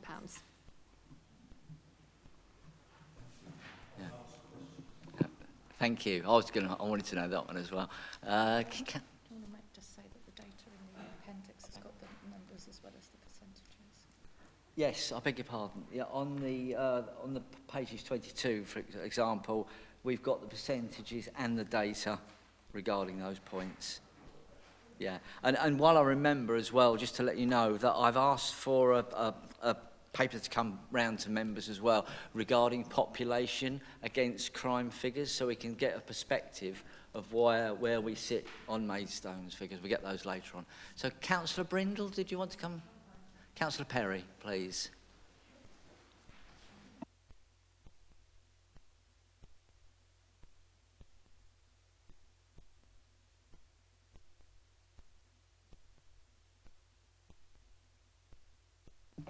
Thank you, Chairman. Thank you for the presentations. They were extremely detailed. I'm always slightly nervous when I get a lot of statistics thrown at me, I have to say. There's a picture of Benjamin Disraeli in the other room, who was our ex-MP for Maidstone, and he came out with a famous saying about lies, damn lies and statistics. What I'm slightly nervous of, when you talk about the crime disorder figures reducing, it depends what you base them on, isn't it, a little bit.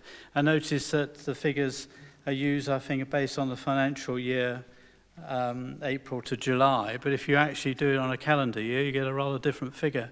So I'm a little bit nervous of all that. The other thing is, I'm going to take up some basic issues that my own residents come up with me time and time again, is they never see a policeman in the rural areas.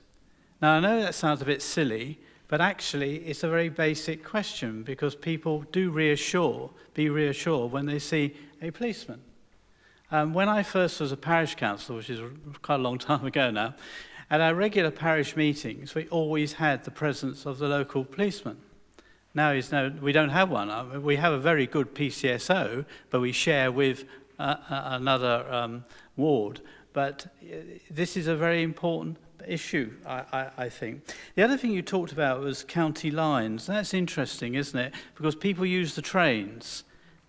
Now, where are the transport police involved in this? Are you liaising with the transport police? Because I didn't hear any mention at all of transport police.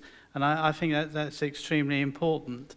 And I think the other thing I would say is, and I understand where you're coming from. You've given a very detailed and very, you've done a lot of work on this presentation. I much appreciate it. But the perception is still, I think, that they don't see, my residents do not see police around, and I think that fuels the perception. Now, the one other thing I would say about your statistics that always worries me is you talk about reported crime. Actually, I know that a lot of crimes in the rural areas are not reported, and are not reported because people are too scared to report it. I know it's a very basic thing to say, but I can assure you that is the case. And I think that, again, says something about how you as police have to approach this. Now, I know it's difficult because you've got to base it on evidence, and I fully understand that. But there's got to be a better way of getting around this, because there are a lot of crimes that are committed and people just don't report them, or they just ignore it. I think they're the points I wanted to say, because you've done a very comprehensive presentation. I won't add any more to it. That's fine, thank you. Mark, would you like to come back? If I may, I'll answer some of those questions hopefully for you, and I'm sure Mr. Quiller may add if he so wishes. Regarding rural crime, yes, we do know that we have an issue at the moment around visibility in the rural areas. We do need to look at how we're getting out to our rural communities and how we're actually promoting to our rural communities what we're actually doing in those communities. So I think actually there's a lot happening in your communities, in the rural communities, and there is quite a lot of policing going out there, but we're not promoting it and we're not telling people that it's happening. And I'll give you some examples in a minute. So I think, yes, I take your point, but I think we are out in the rural a lot more than people think. I think living in the rural community, you're not looking out your window all the time, and police cars probably are driving up and down, but we're not seeing them. But we do need to do more within our rural communities, but that is something that we're doing. The fear of crime, absolutely. And I think that's, again, where I think when we talked about it earlier, it's around the words we use and how we discuss crime. We appreciate that. Absolutely, we appreciate that there's a large section of crime across the country, not just in Maidstone, but across the country where people aren't reporting it to the police. We constantly have been out with councillors speaking to people saying, we need you to report this to us. We don't know what we don't know. And we can only react to issues that we know about. And, and when we've got stretched resources, we look at where the problems are, where our threat and risk is, and we set resources to where they are. So absolutely, we will work with you to get that message out to people. If people aren't reporting crime to us, we want them to report it. We're not trying to shy away from that. We'll work with you to do that. And we look at the messaging. But again, that's the key point to take from this is we're all responsible for that messaging. We're all responsible for making sure people don't feel so scared in our communities that they don't want to report crime to the police and don't feel the police aren't going to do anything for them, and a positive message around it. Regarding the statistics, I get that point. I understand. We did look at rolling year. We did look at financial year. The reason we use the financial year crime data is because the way that the crime data integrity figures, what the analysts have said at headquarters, who are cleverer than me when it comes to all this, is that is the most accurate year-on-year data we have at the moment, and that will carry on reflecting as that financial year increases. That will carry on increasing, but that's what they've said is the most accurate data to use at the moment. But I do get the point that you make. I think the evidence is so important. People not reporting crime is such a serious issue. And I think it's something you, as the police, need to really have a look at. And us as well, I mean, local representatives as well, obviously. But it is such a key issue, I think. Yeah, so no, just very quickly, absolutely agree with you. Just, sorry, the thing I forgot to say to you is just around the rural crime. I've got to put my glasses on because I really can't read this. We do have a rural team out there now, which is Inspector, 2 sergeants and 12 officers. That was recently, increased about a year ago by the PCC, the Precept, and they do some fantastic work out in your rural communities. For example, they've recovered over £370,000 worth of stolen property this year alone. They've been to, I mean, I've got a whole list of incidents that they've been to. They're dealing with things like hair coursing under Op Galileo, which we know hair coursing is not just about the coursing of the hairs, it's the criminality that goes with it and the type of people that are involved in it. They're heavily involved in that and are prosecuting people for that on a daily basis. Well, not daily, but, you know, often. Fly tipping, they do a lot of work with the councils, particularly Maidstone Borough Council, around fly tipping. They've issued numerous fixed penalty tickets and seized 12 vehicles. And they also work with the livestock worrying, which is another rural crime that obviously affects the rural communities. But from a local perspective, because obviously we're responsible for Maidstone, from a local perspective, I just took a snapshot. My community protection team, my CPT, I've got a team of 4 officers that work for me. They're responsible for all the control strategy stuff that we talked about earlier. So the OCGs, the modern day slavery, all that. But what I looked at specifically, because I knew this question was going to come up tonight, I specifically looked at what have they been doing in the rural communities, because I wanted to have a look and see how much are we actually getting out to the rural. This is in the last month. So one day, visited Hollingbourne area, did some high visibility patrolling around Hollingbourne and attended an OCG out in the rural. This is next day, high visibility patrolling Lenham, dealing with the burglary issue, and then high visibility patrolling in Staplehurst linked to criminal damage reports. The next day, stopped searching numerous people in rural locations for drug offences and looking at illegal caravans, used the ANPR in rural locations to stop check a number of vehicles, visited Staplehurst site visits, 2 rural OCGs visited, and then high visibility patrolling in Headcorn. Next day, high visibility patrolling in Marden, patrolling in Yalden, dealing with local use and ASB issues. So I think we are out there. This is stuff they're recording on a daily basis of the work that they're doing. But I take your point. We need to get that message out to the communities through social media, through the parish councils, etc. Thank you. Thank you. Yeah, I Thank mean, you. thinking about this now, as well as we've just been discussing it, but this has been town-focused, essentially, this evening. And sorry, I beg your pardon. No. See you in a minute. And at the next meeting we have crime and disorder, I'll ensure that we have a rural section put on it, so we actually can look at the rural perspective. Sorry. I just wanted to pick up the point about British Transport Police. So currently we've got a collaboration meeting with the police, youth justice and some partners in North Kent and Medway, specifically looking at county lines and gangs intelligence with the Met Police and British Transport Police, because we absolutely recognise that the transport lines and the train links is a really vital part of that picture. Currently, part of my role is looking at how that North Kent and Medway collaboration meeting becomes a police divisional structured meeting with KCC, and we replicate that across the police divisions and KCC with our partners, and that will report into the Violence Reduction Unit's oversight board, so that intelligence is shared across the county. So I can just absolutely reassure you that in terms of British Transport Police, we've made that connection. They're already part of that partnership, and it's absolutely understood what the issue is there. That's good to hear. Thank you very much. Councillor Round? I was going to say Councillor Headcorn. I look at you and I think Headcorn. Thank you very much. Firstly, I'd like to start with thanking Mark over there for actually coming out and doing a walk around with me in the village. It proved most useful. And I think, back to what John Perry was saying earlier, we undoubtedly have a problem with the perception and the problem with the reporting. I'm sure evidence would be quite different if you got every report about everything that I and John Perry certainly get. Because in all fairness, and I think you know it from your walk around the high street only a few weeks ago, that fundamentally just about every shop in the high street and indeed service, including the village hall itself, feels very vulnerable at the moment. And the vast majority of them, I have to say, they are lady staff that feel even more vulnerable. And now we've got all this darkness, they will feel even more vulnerable when they go and collect their car if they aren't if they go by car, because the worst thing is so many of them go by car when they only live the other side of the village, because they won't walk the other side of the village because that's how vulnerable they feel at the moment. And that's the problem with my particular village at this very juncture. So we do have a fear factor, we do have a fear of not reporting.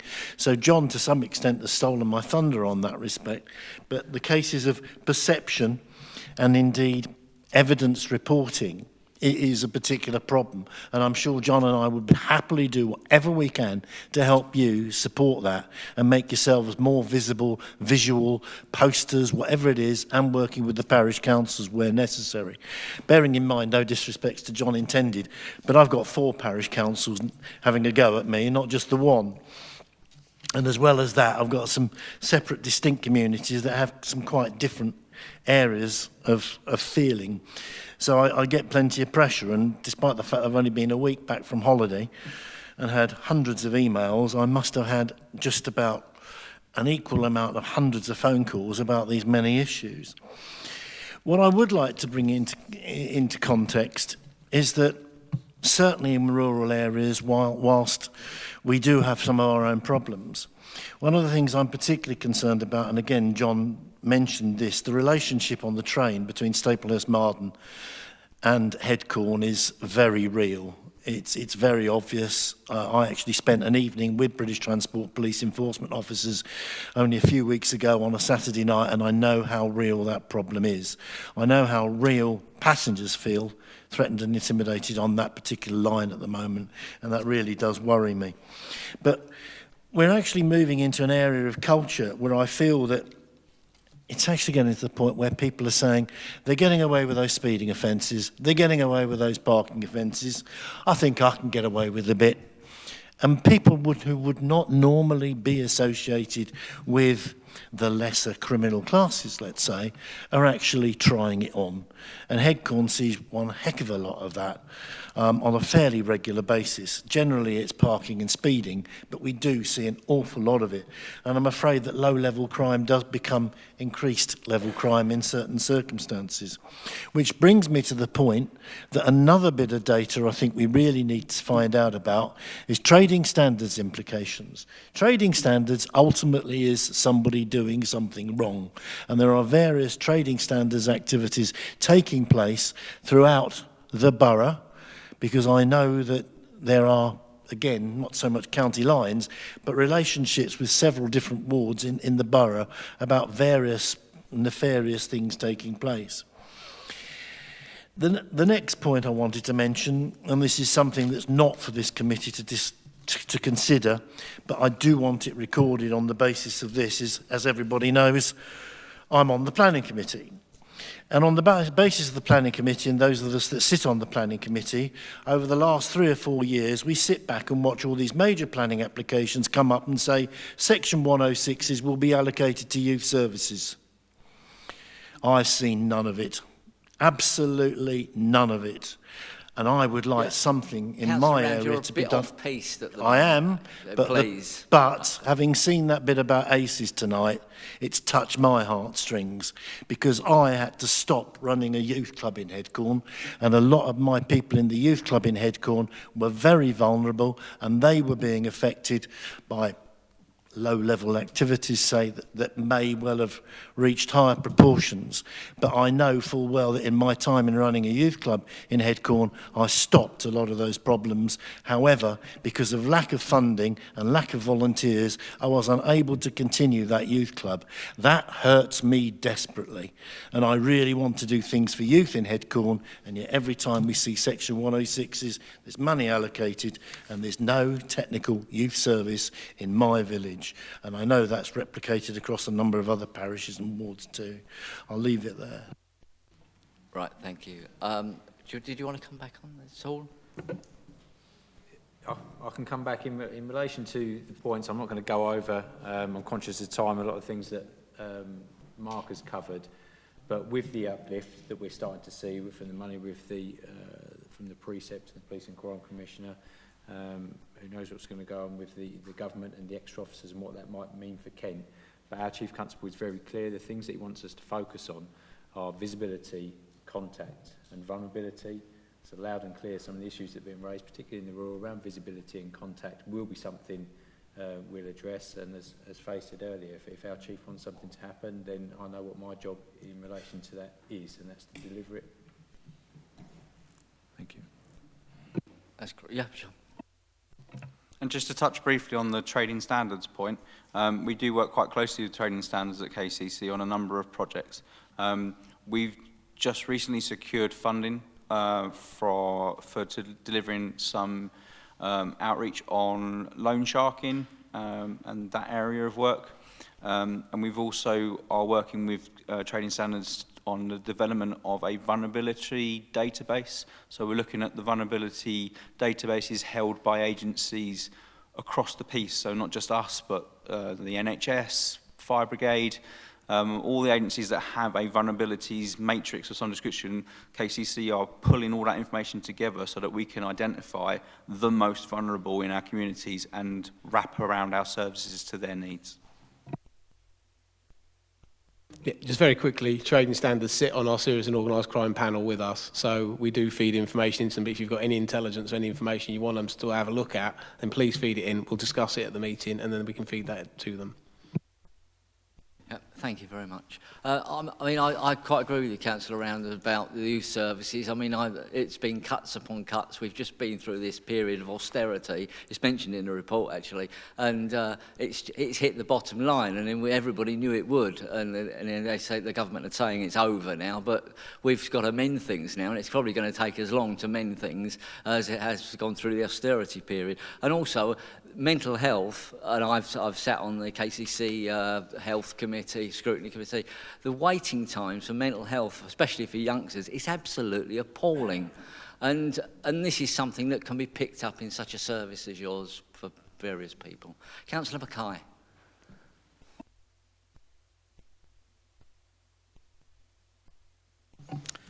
Thank you, Mr. Chairman. I, like others, have been impressed by the fine PowerPoint professional presentations, and particularly that on domestic abuse. But certainly a lot of us are here tonight, as on the Sunday the 25th of August, a young man was murdered not 50 yards from where we sit tonight. I'm delighted that 5 senior members of the police, KCC and 1 Maidstone are here tonight. Such a pity that 1 or 2 police officers were not available on that Sunday morning. Andre Gray may be bent, Sonny, may still be with us today. Would you like to respond? Yeah, I totally take on board sort of the passion you sort of portrayed to the room in relation to the delivery of that point. What I can say to that is that we were there on the night. We responded very quickly, so quickly that my officers were giving CPR to a number of people, that we were able to make a number of arrests very quickly on the night, and if we weren't there, then I think quite frankly those arrests wouldn't have been made.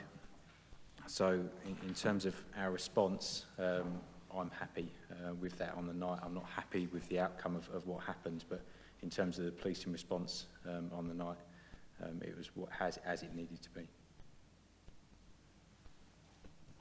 Lovely. Thank you very much. Thank you, visiting members, for all your contributions. I'm going to go back to the committee now. I've got Councillor Pearl first, please. Thank you, Chairman. Like others, I've got to congratulate the visitors today on the professional reports, and yes, they're very comprehensive. And I'm sure I can't be the only person sitting here scratching my head, and I'm sure there's other people at home scratching their heads wondering, if we're doing all this, why is crime still so very high? And if I can take us back to where we were a couple of hours ago with the slide on the crime statistics that appeared to be falling, I register the point that was made about comparing the calendar year to date to last calendar year to date. But I was wondering whether Inspector Hedges might just sort of satisfy our curiosity and give us the figures anyway. And whilst we're at it, if we're looking at the financial year to date and comparing that to the financial year or to the same period last year, could we possibly have a comparison, please, with the year before that and maybe 2013? How would those figures look? Yeah, we can try and look at getting those from an analyst, but I haven't got them with me tonight. Allow me to assist you, Inspector. Crime and disorder in the calendar year to date in Maidstone is 11,639 events. In the same period in 2018, it's 11,293. When I was at school, that was an increase. And if we want to sort of go back and look at the comparisons for the financial year to date, I make it that, well, let's just plump for 2013, 4153 events versus sort of circa 6,000 and so forth. Now I worked this out at 66.4% increase. I don't wish to be rude, but are you putting the gloss on the figures somewhat? Councillor Pearl, I think we've discussed many times at this meeting around the CDIFX, and a few years ago, Kent Police were criticised by Her Majesty's Inspectorate for not recording accurately the correct number of crimes. Our data accuracy now is the highest in the country, which means we are recording more crime now than we have ever recorded. Doesn't mean that more crime is occurring, it means that we are actually recording more crime now. I'm not sitting here saying, and none of us are sitting here saying, that we can rest on our laurels, that crime is not a problem in Maidstone and we're not going to do anything about it. What I'm saying is the analysts have said to us the most accurate data that we can do comparisons on is the financial year. And I think, as one of the other councillors said, we can all look at statistics and get out of them what we want. What I have done is use an evidence-based, asking us, the analysts, what is the most accurate data, and I'm using the most accurate data that I've been given. Yeah, Councillor Pearl, I don't want to get this into a statistical argument, because essentially we don't know where your data is coming from, and we've got a bit of contradiction going on here, and I don't want to spend the evening talking about numbers, with the greatest respect. One last word. Referring to the crime data integrity, I can see that at 15th of January this year, there was a report from Her Majesty's Inspectorate. Your accuracy rate was 96.6%, which is obviously up on the one that was reported 15th of June 2017, 83.6. But looking back, I can see there was a report 28th of August 2014, based on an observation period of November 2013 to April 2014, where your accuracy rate was, back then, was 96.2%. That suggests an integrity improvement of just 0.4% over the term. Is it seriously your case that a 66.4% increase in recorded crime is attributable to a 0.4% increase in your crime accuracy? Okay, thank you for that. I think if you could sort of put it into an email perhaps later on, and we can get that way. Councillor Joy. Thank you, Chairman. I've got to agree with everything that Councillor Gooch said. I think the whole presentation is probably one of the best that has been given to us by the police for a long time. I've learnt an awful lot, and what I wrote down was that you are being proactive rather than reactive.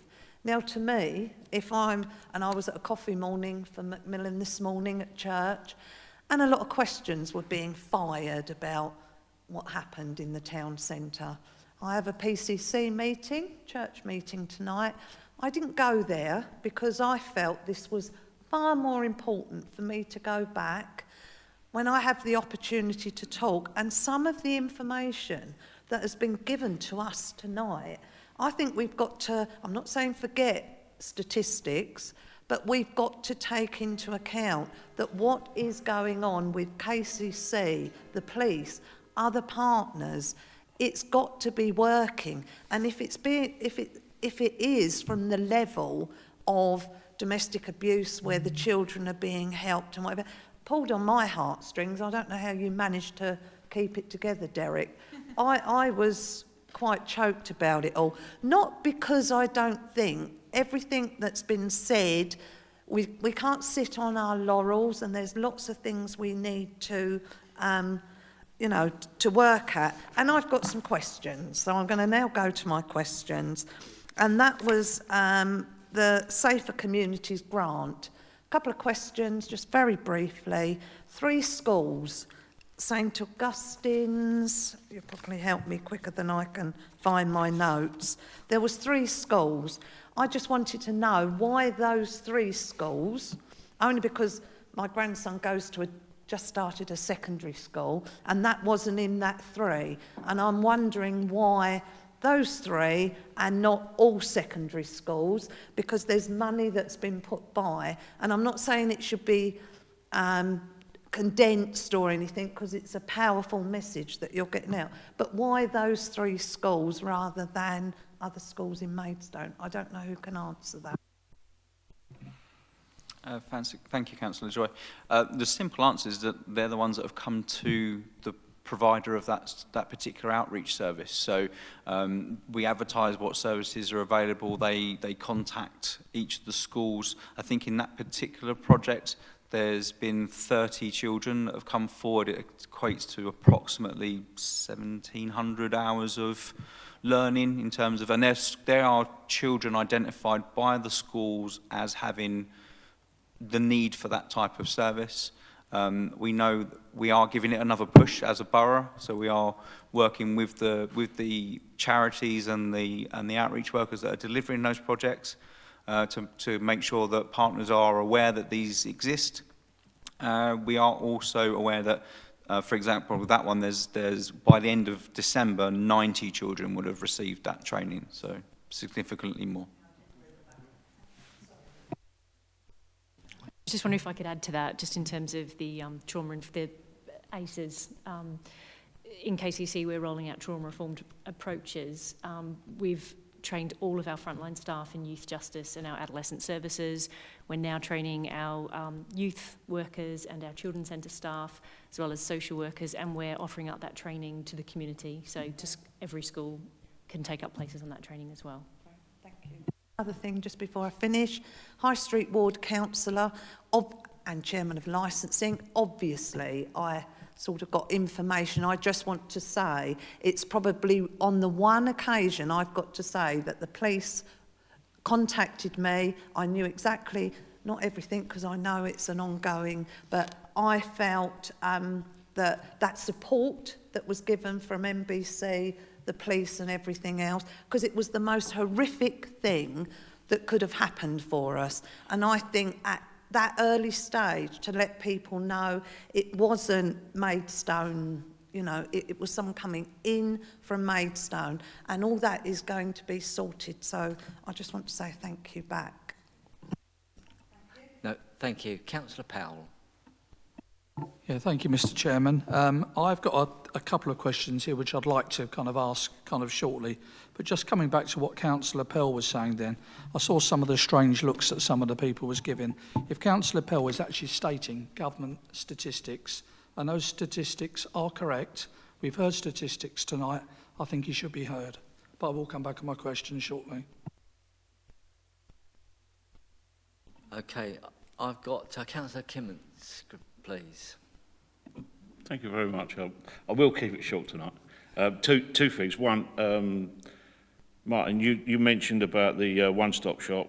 I think you got it slightly wrong. It's at the Salvation Army, not at the Samaritans. Okay, am I right?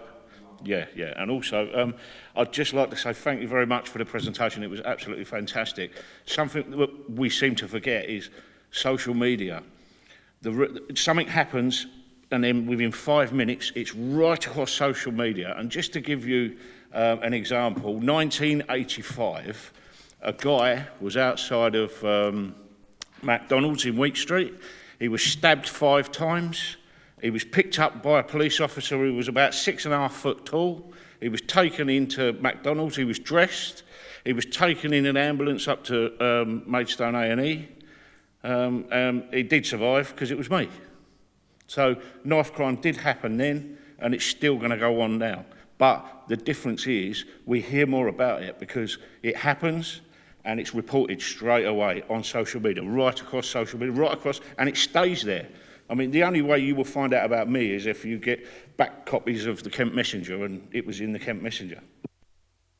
I feel I need to just passionately just come in on that point, actually, because one of the things following the incident that happened, one of the things that was really difficult for us is, and where we've all got to be conscious about some of the messages that we're all putting out, is the amount of stuff that was put on social media and that people were then secondly reporting as fact that was just not true around the incident.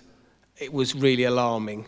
It was really, really alarming, to be honest. And there was a lot of people retweeting and sending information out there which was just wrong and incorrect and based on falsehoods and fake news. And I just think, you know, we've all got a responsibility to just speak to our communities and stuff just to make sure that they're aware when something that serious happens, we've got to try and investigate that. And one of the things that confuses and complicates an investigation can be things that are put out on social media that just are not facts, and we just got to keep the lid on that. Okay, thank you. I've got Councillor Rose next. Thank you. Just firstly, I wanted to say thank you to the 5 professionals who've come tonight and you know, produced and presented the really well kind of created and devised report that you've given us. It's been a very thought-provoking 2 hours. That being said, one of the purposes of this committee is obviously to scrutinise said report and scrutinise the things we see. Now, Councillor Pearl pointed out to us, and then subsequently many of us noticed this, that the recording kind of time frame that we've looked at for the key data on this was a strange period of time, somewhat, and as you explained, we kind of first put it down to that's obviously the most accurate time period they have. But then when we've looked into the figures that were created by the Home Office that Councillor Pearl deftly pulled together, as is his one of many skill sets, you know, from looking at that, it does seem to us that several other periods of comparable time don't paint quite such a favourable picture. So this is the only reason why we wanted to bring this up tonight and just get some thoughts from you guys on that. You know, we know this isn't you yourselves creating this report. This isn't a personal thing whatsoever, but we have a duty to look at this and get some clarity on kind of the thought process around that, and just maybe in the future perhaps create a more defined process for how we what is the measure. You know, we just if there is a problem, we need to know about it and move forward. Yeah, I'm just going to reiterate what I kind of said. Speaking to the analysts, because of the data accuracy issues, because of the what we called the crime data integrity, where the Home Office brought in a set of new rules that basically said we had to record certain new offences that we didn't used to record.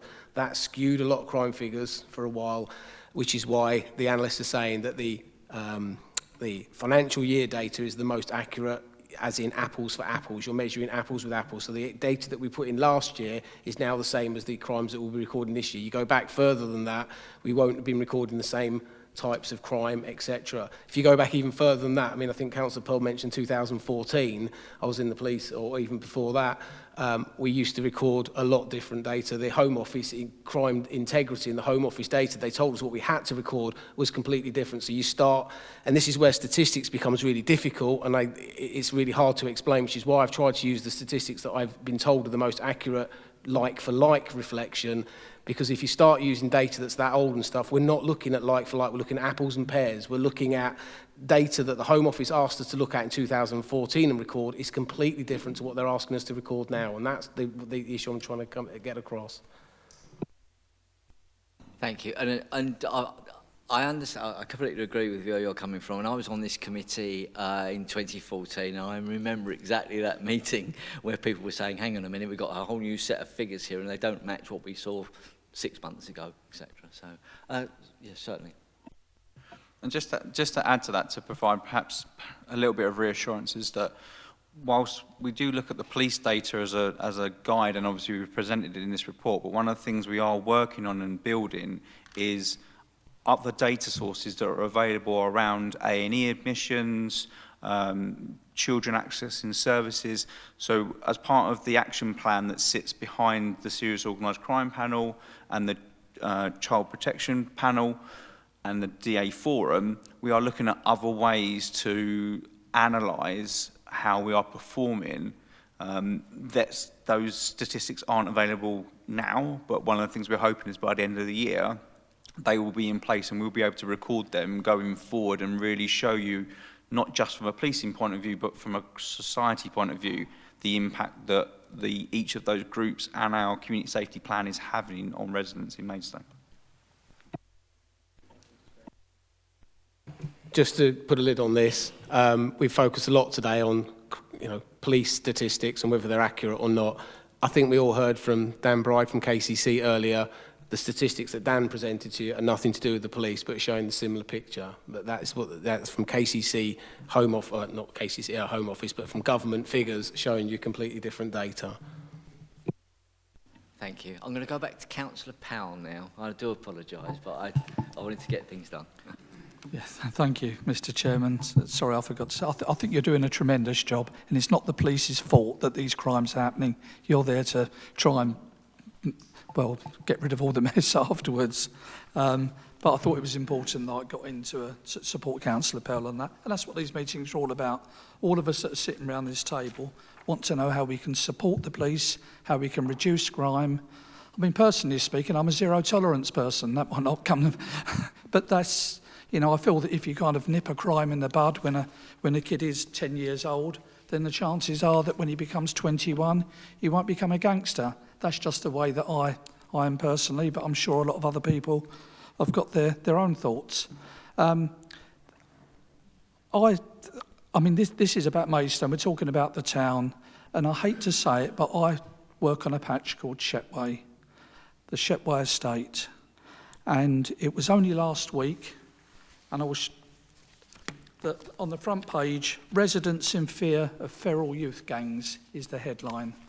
I've spent the last 3 weekends out of that estate, sitting in the car, having abuse thrown at me by 12, 13-year-old kids, seeing a security firm that's there that have gone back into their vans if they think things are getting desperate. We've worked with Golding Homes to try and increase security where doors have been kicked in. And I hate to say, I look at the report which, that you mentioned earlier on, and it's completely different to what I'm actually physically seeing. I've got residents that won't even come out of their properties at night time. There was a poor pizza, sorry for talking about specifics, but I'm just trying to put it into context, that's jumped over the balcony because of a group of people that was waiting for him on the stairwell. You know, when you see these things, this is real life issues. There's CCTV all over the place, and with all due respect, it's being shown to yourselves, and still nothing is, happening. When we ask for police, we get a PCSO. Sorry about this, I've got to say it because it's, as I say, it's real. And the poor PCSO, I mean, he does his best, bless him, but he's got absolutely kind of no powers at all. So what he tries doing is maybe sitting on a wall with his arm around the kids, trying to talk to them, because that's all he's got, that's all that he can do.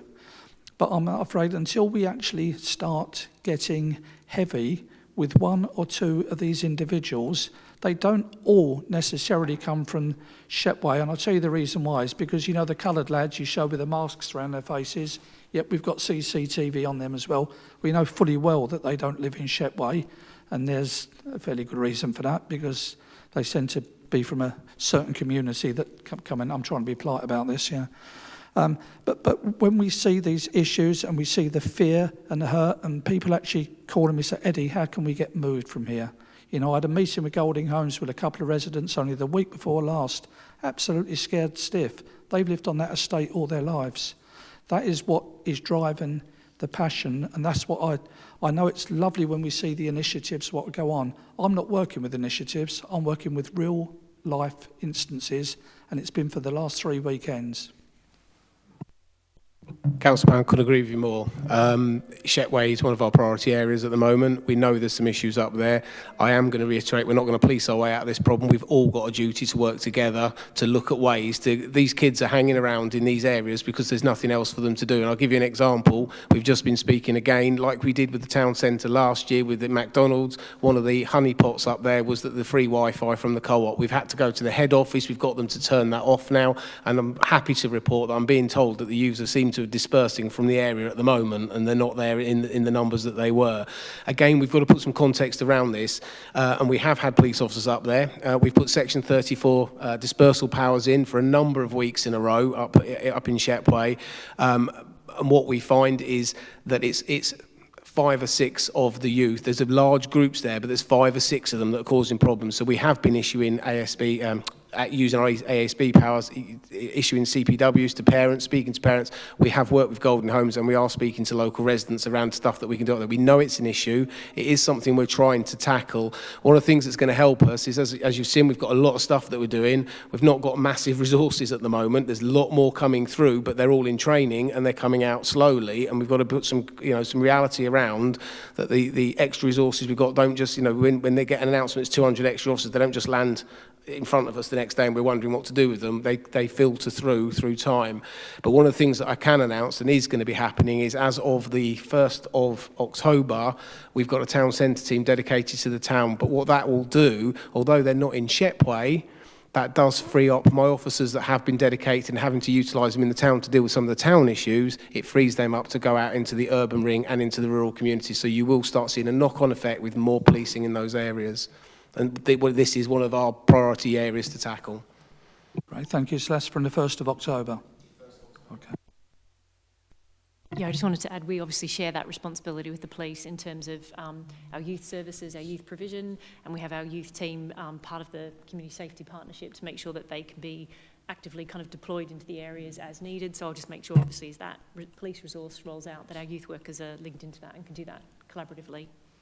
If I can just come back, and obviously Friday night after the youth centre and Cumberland Road has kicked out at 10 o'clock, that's when there's a spike then of the antisocial behaviour. So they've got the youth club to go to. It's when they all pile out afterwards. And that's when you see the article in this publication says 60 people. That's when the 60 people turn up on Friday nights. Yeah, Councillor, that's an issue we're aware of, and we've worked with KCC before on that, around providing some youth support after the youth club and before the youth club, because it was actually before as well that they were gathering before they went down there. So it's an issue we're aware of, and we are working, trying to resolve it. But as I say, we've all got a responsibility to work together, work with the communities to try and look at to resolve it. We're not going to police these kids off the estate, And I'll go back, as I said, I was a police officer 20 years ago. Shetway was one of my estates, and I'm pretty sure there was headlines in the papers back then saying feral youths on the streets of Shetway. So let's do something about it. Let's get some provision for them. Sorry, I'm just being reminded as well that we've, with our community protection warnings, so we give out, one of our ASB powers is to give out warnings to young people. Obviously, if they're under 16, we can't give them out to young people. We've done a number where we've gone out and given community protection warnings out to actual parents around the behaviour of their children, and we're working with the housing communities, with MBC, around doing that. Okay, thank you. Okay, lovely. I've got Councillor Burton next, please. Thank you, Chairman.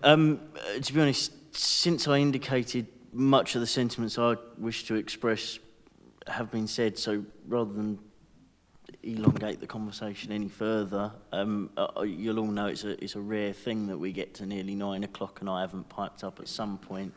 I have to say I've been truly moved by some of the things I've seen this evening. And, the one thing I will add is to express my thanks to all those who have come to present.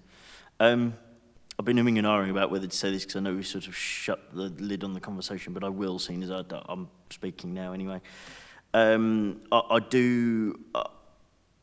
think I'd just like to sort of maybe explain perhaps a little bit of the background to the alternative figures, the statistics, etc., which we could all get very, very much down the rabbit hole into without actually doing anything proactive and positive this evening. It does come from, I think, this perception of rising crime, fear on the streets, fear to leave the house, etc., that has led a very able councillor to my right when it comes to looking at statistics, and he's tried to bring us along with him every step of the way to pull some figures from a publicly available, presumably very well verified database. He's provided a methodology for how he's arrived at his conclusions, and something doesn't quite stack up. So the one thing that I would say is perhaps, because I know Councillor Pearl well enough to know that the very well-intentioned gentleman that he is, it probably won't get let go at this point. So perhaps maybe we could just have we have a methodology and a set of figures. Maybe we could just see some of the methodology behind how you arrive at your figures, and we might find out it was all a big misunderstanding in the end. And I will just say, Chairman, with the greatest of respect, I don't believe it's particularly helpful in these meetings when a lot of preparation has been done and when a point is clearly trying to be made to just say, maybe we could bung it in an email, because the whole reason that we're here this evening is because the gentleman to my right has put together a call for action to respond to something that our residents are talking about all of the time, and they may well be sitting at home watching this, and they may well be wanting the answers to the questions that the gentleman to my right is proposing. So I think that actually wants a fair airing. Thank you. Thanks for that. Alison, would you like to come in now? Yes, just perhaps to highlight where there may be a fuller opportunity to look at all the data. So this evening we were specifically looking at serious, organised and violent crime. But of course every year we also do a strategic assessment. We look at all types of crime and trends in reported crime as well, whatever the strengths and weaknesses of the reporting system has been over a longer period of time. And it's from that in-depth look at all the information that we settled on the particular priorities for the Safer Maidstone Partnership. So if I might make a suggestion, as we go into the next strategic assessment, which we are commencing imminently, we'd be more than happy to have a more in-depth conversation. And as you say, and it may well be the case, I have no reason to disbelieve that a lot of time and effort has been put into looking at the Home Office statistics. Maybe the way to embrace that more fully is to have a conversation where we're doing that in a transparent way from all angles. Yeah. So rather than what appeared to me at some points to be quite an adversarial way of doing it, to look at it calmly together, more than happy to facilitate that happening between whichever councillors would like to participate that and our Safer Maidstone team.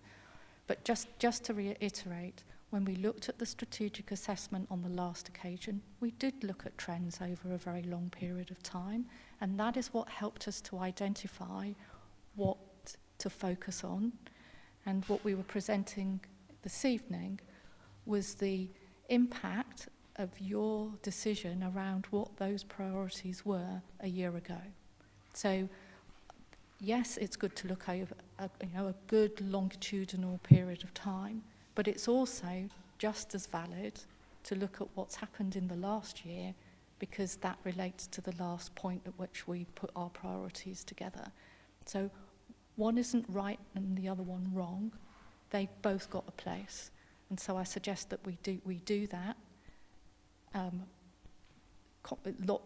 not necessarily by email, but by conversation. And if we all do that with having the same focus on solutions rather than perhaps having a bit of an argument about whose statistics are valid and whose aren't, then we'll get a lot further. Okay. Thank you very much for that. Mrs. Rose, your turn. Thank you. I'd like to make a request to you, Mr. Chairman, about the organisations that are mentioned on page 35 and 36.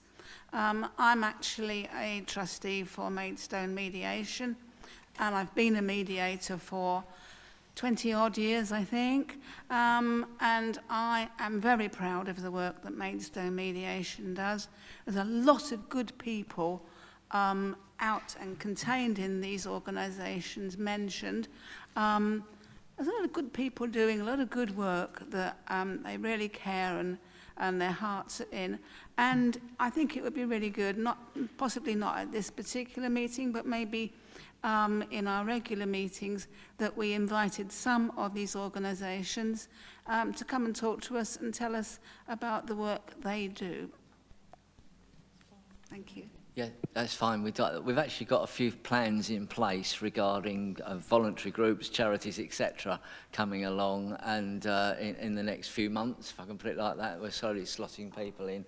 So, and it's in a way, it's to gain interest with councillors, to get them to go on outside bodies, so we get representation there. But it's also to give the charities groups, voluntary groups, etc., a voice, a public voice, where they don't get it at the moment, sort of thing. So, but yes, thank you. I know it has been said when we do have our AGM, we always invite the mayor, and then we give a report about the work that we do in Maidstone Mediation, and very often the people that are attending say, well, I didn't know mediation did all of that. Work in schools and restorative justice and neighbourhood and anger management, and all of those things go together to help a cohesion and, talking rather than the fighting with each other. Thank you. No, thank you. Councillor Powell, please. Yeah, thank you, Mr. Chairman. It's with regard to Mrs. Broom's kind of words just then. I mean, personally speaking, again, I'm looking at two reports here. I'm looking at one I've been scaling through kind of half the night, to be quite honest. So I had to look at it briefly before I came in here tonight. We've got two reports in front of us. One of the reports that Councillor Pearl has put together is far more in-depth. The data is coming from the same place, but I think if I had a choice of actually, is it that one or is it this one, I think I know where I would be going. That's not to knock the information that's in this report, but I've got to make that. I mean, I don't know how long it's taken him to do that. It's probably the best part of the week. I mean, I certainly wouldn't have the time to do it myself, but to actually look at that information, I think that's important, and I think it's something that we should be prepared to look at. Yeah, of course. Can I just chip in there? Where could I just ask where the data from Councillor Pearl's report, etc., is actually? Where can we see it? Is it on the Home Office website? Is it?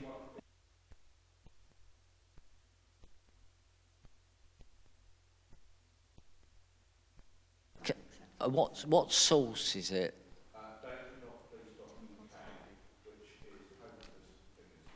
Right. Okay. Thank you.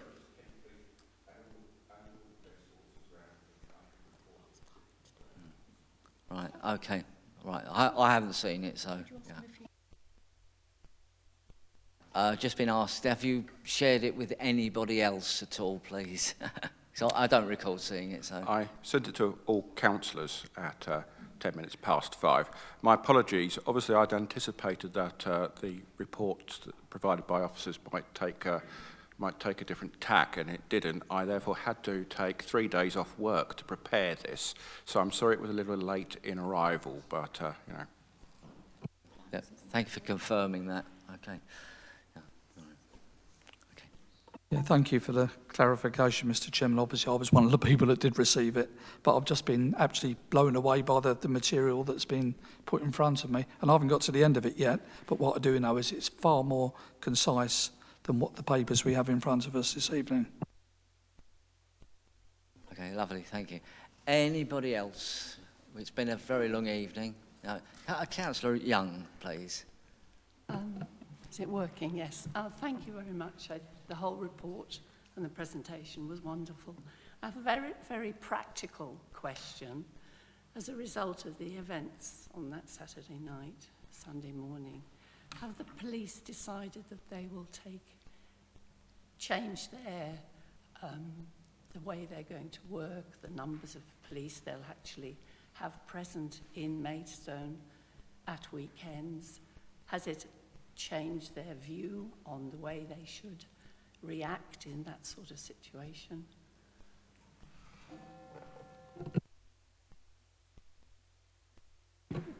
As we said, we know when what went on was particularly challenging, but in a short answer, absolutely not.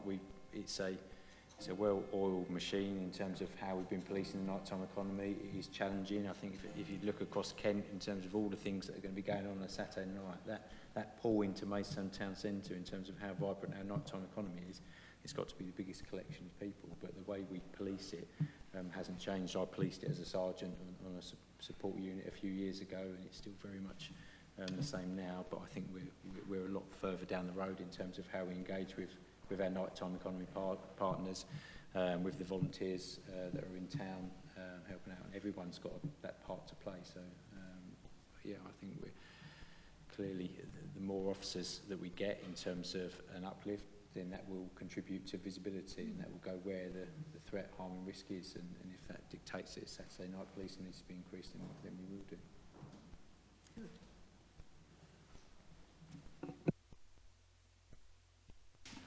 Okay, members, if that's everything, thank you. We've got the three recommendations on the papers on page 7. Are you okay with... Councillor Joy. Sorry. On recommendation 2, just a comment, and I don't know whether everyone is going to agree with me or not, that a note of thanks and support from the committee is sent to the Urban Blue staff, the Ambassadors Business Improvement District and the Gallery Door staff. Can I ask why street pastors aren't included in this? Only because I sit on the management committee. We had a meeting just after it happened, and we had volunteers that were involved in that evening. We had prayer staff that were at the Switch Cafe. It's not that I'm saying you should agree or not, but I do feel, if you're including these 3 people, I do just feel it a little bit that street pastors aren't included. Okay, thank you. We'll include that in the recommendation. Okay. I mean, it's when you're doing things like this, it's embarrassing, difficult sometimes when you miss people out as well. And my personal comment on this actual recommendation too is that a note of thanks. And to be honest, for me, a note is a bit of a light touch. I would prefer a letter to the Urban Blue bus, so it's more official, if I can put it like that, and a more of a thank you, if you know what I'm saying, than a note. If you're proposing, but we're asked to note it, if you know what I mean. But if you're proposing, I'd like to second that we do that. Okay, that's fine. Councillor Powell. So I've said quite a lot tonight already. What does concern me there is the gallery door staff. I mean, there were people that was going to an event that night with knives. There was a 16-year-old that's been charged with murder. Am I seeing this wrong, that the gallery door staff check everybody, or, I'm sorry, knives or machetes, or are they putting a bin round the corner? I'm not quite sure about the gallery door staff, personally. Mark. Yeah, I can't discuss the incident that happened on the night, and there's been, as I've said earlier, there's been a lot of stuff put in the media that just isn't true and stuff, and I think, that's a conversation to have around, who did what on the night, but there was definitely some door staff from the gallery who assisted a person and probably stopped him dying, to be honest, or may have stopped him dying, so. All right, okay. Right, thank you very much. So that's all 3 recommendations, members, and with the addition of the street pastors in... Oh, Councillor Pearl, sorry, I didn't see you. Chairman, I have no objections to the recommendations as such, but I did take the precaution of drafting something additional, if I may. I would propose, and love me or hate me for doing it, I would propose that this committee rejects Appendix 1 of the report that was submitted on account of it providing an incomplete view of the crime and disorder situation in the borough.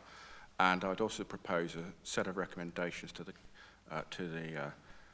council. I suppose the operative parts being a review of licensing policy and arrangements, a review being undertaken by the CHI committee into the use of the Council's antisocial behaviour powers, specifically with a view to tightening the Public Spaces Protection Order, to introduce a comprehensive ban on street drinking and also enhanced use of CPNs for problematic individuals, and finally that a working group be established led by the relevant ward members to examine the causes of crime and disorder in the rural wards to the south and east of the borough. Thank you. I'm going to ask Mr. James to come in, if that's okay, to comment on it. Or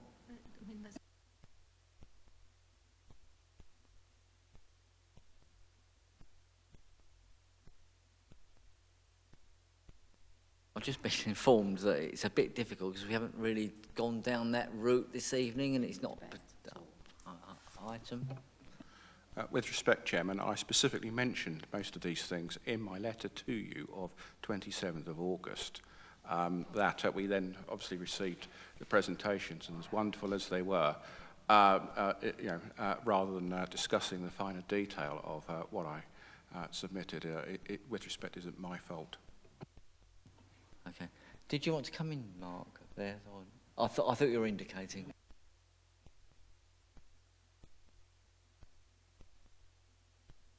We've got a bit of confusion.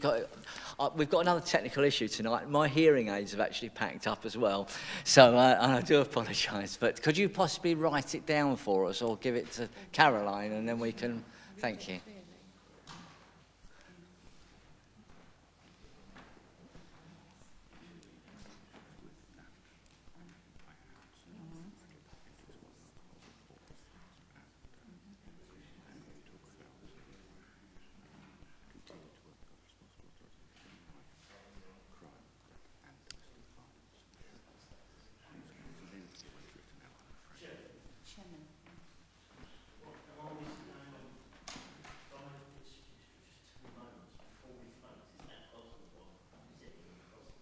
Yeah.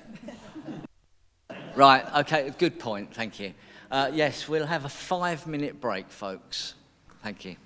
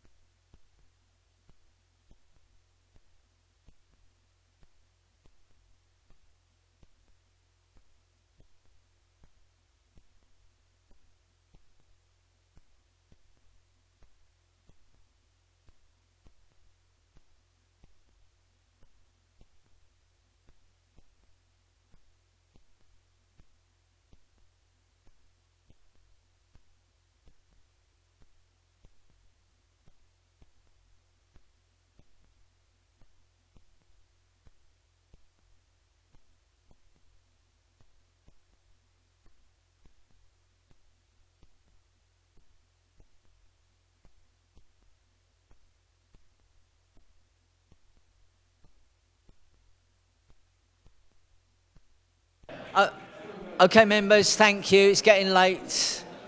My cocoa's getting cold. Thank you very much. Can you take your seats, please?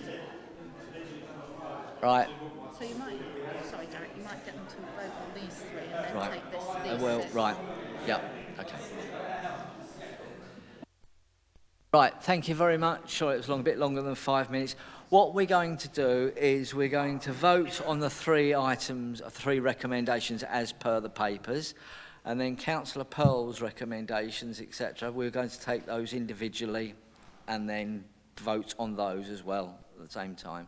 So can I, recommendation 1, those... If you've had them moved and seconded. Yeah, sorry. I propose recommendation 1. Do I have a seconder? Yep. Thank you, Councillor Pearl. Thank you. Recommendation 2, which is going to include the street pastors, proposed by Councillor Joy. Do I have a seconder? Yep, Councillor Pearl. Thank you. And then number 3, the domestic abuse awareness event. Councillor Powell, thank you. Seconder, Councillor Rose. Okay.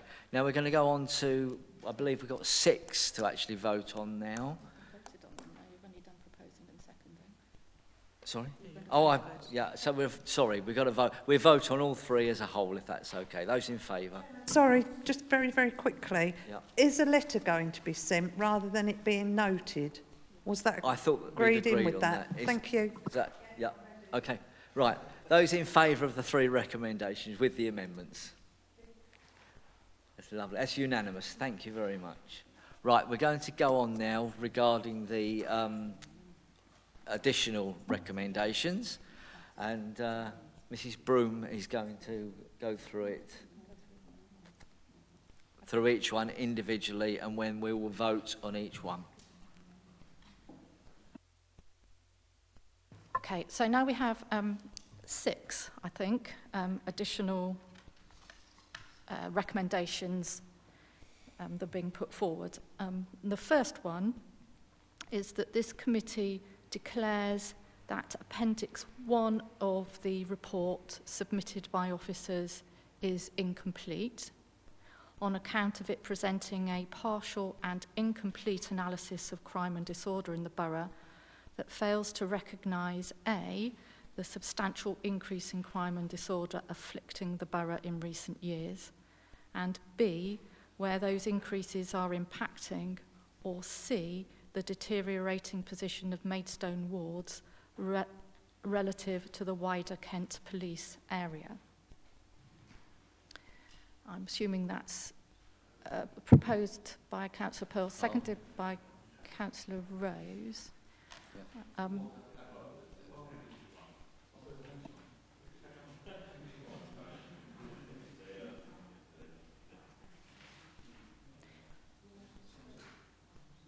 So can we have some order, please? Mrs. Broom, back to you, please. well, there was some consideration of this during the course of the meeting, but what became evident was that the report prepared by Councillor Pearl hadn't been shared with everybody, and there wasn't the opportunity for any response to be given to it by any of the partners around the table. So I'd just say that's the context. Thank you. Councillor Kimmins? Yeah, I will say that I've read my emails and it was on my email, so I wasn't party to it, but I have been lobbied. Okay, thank you. And I've just looked at my emails as well. I did receive it, but I didn't receive it until I got into this building, so I haven't read it. Okay, so we've got the first recommendation is proposed by Councillor Pearl, seconded by Councillor Powell. Okay, those in favour? 1, 2, 3, 5. Those against? Those abstaining? That's carried. So second one? Yep. So the second is that the committee recommends that council officers recognise the gravity of the situation and adopt the principle of zero tolerance towards crime and antisocial behaviour in the borough, ensuring that this is reflected in all communications with all stakeholders. Okay, thank you. Do I have a proposer for that? Councillor Pearl, and a seconder? Councillor Rose. Thank you. Those in favour... Oh, certainly, certainly. No. I'm not opposing it, but I think the wording with the word gravity of the ASB is quite strong. And if that's going out into the public, it just worries me how that is going. So you've obviously, I'm sorry, can I just address Councillor Pearl?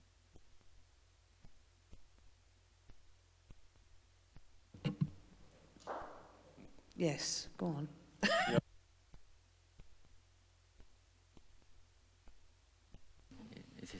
Would you like to explain? No. Sorry. So the key point that I would like to make is that, well, obviously this is a recommendation and you wouldn't be able to make a decision on this point. And the more substantial point is that enforcement policy is decided by the relevant committee, whether that's the Communities Housing and Environment Committee or any other. So what council officers do is to implement the agreed enforcement policy. As far as I'm aware, as it stands at the moment, there is not a universal policy within those enforcement policies of zero tolerance. And so if I was asked to implement this, then, and issue instructions to staff along these lines, then I wouldn't be able to do so. What I can do is to ensure that officers follow the correct enforcement policy that's already been agreed by the relevant committee. Within those policies, as it stands, are provisions that say we must act in the public interest, for example. So I think you need to be aware that even if you were to agree this, we will still be following the enforcement policies that have already been agreed by the council. If those change at a later date, following a full consideration and debate, then we will follow whatever that policy is. So maybe the more, I don't know, the more productive route to take would be to ask for those policies to themselves to be reviewed. Councillor Pearl. If I may, and I won't refer to the correspondence in detail, but it refers to correspondence between council officers and Councillor Round, which appeared to give the impression of playing down the particular situation in Councillor Round's ward, hence why we thought we should just make this statement. Okay. Mr. James, you want to come in? Just on that point around policy, it wasn't, I forget the date, but it wasn't too long ago that myself and Tracy from Environmental Health brought the joint policy for environmental enforcement, the waste crime team, the community protection team and environmental health, which was agreed by the committee as a good and proactive policy around how we police some of the issues that we as enforcement officers deal with. And it does touch in there on the way that we take a sensible but robust approach with crime, or the crimes that we enforce. Okay, thank you. Anybody? Oh, Councillor Joy, did you want to? Sorry. Just to say, it makes sense to me what Mrs. Broom has just said. So if that can be put into a recommendation, then I will make that recommendation. Okay.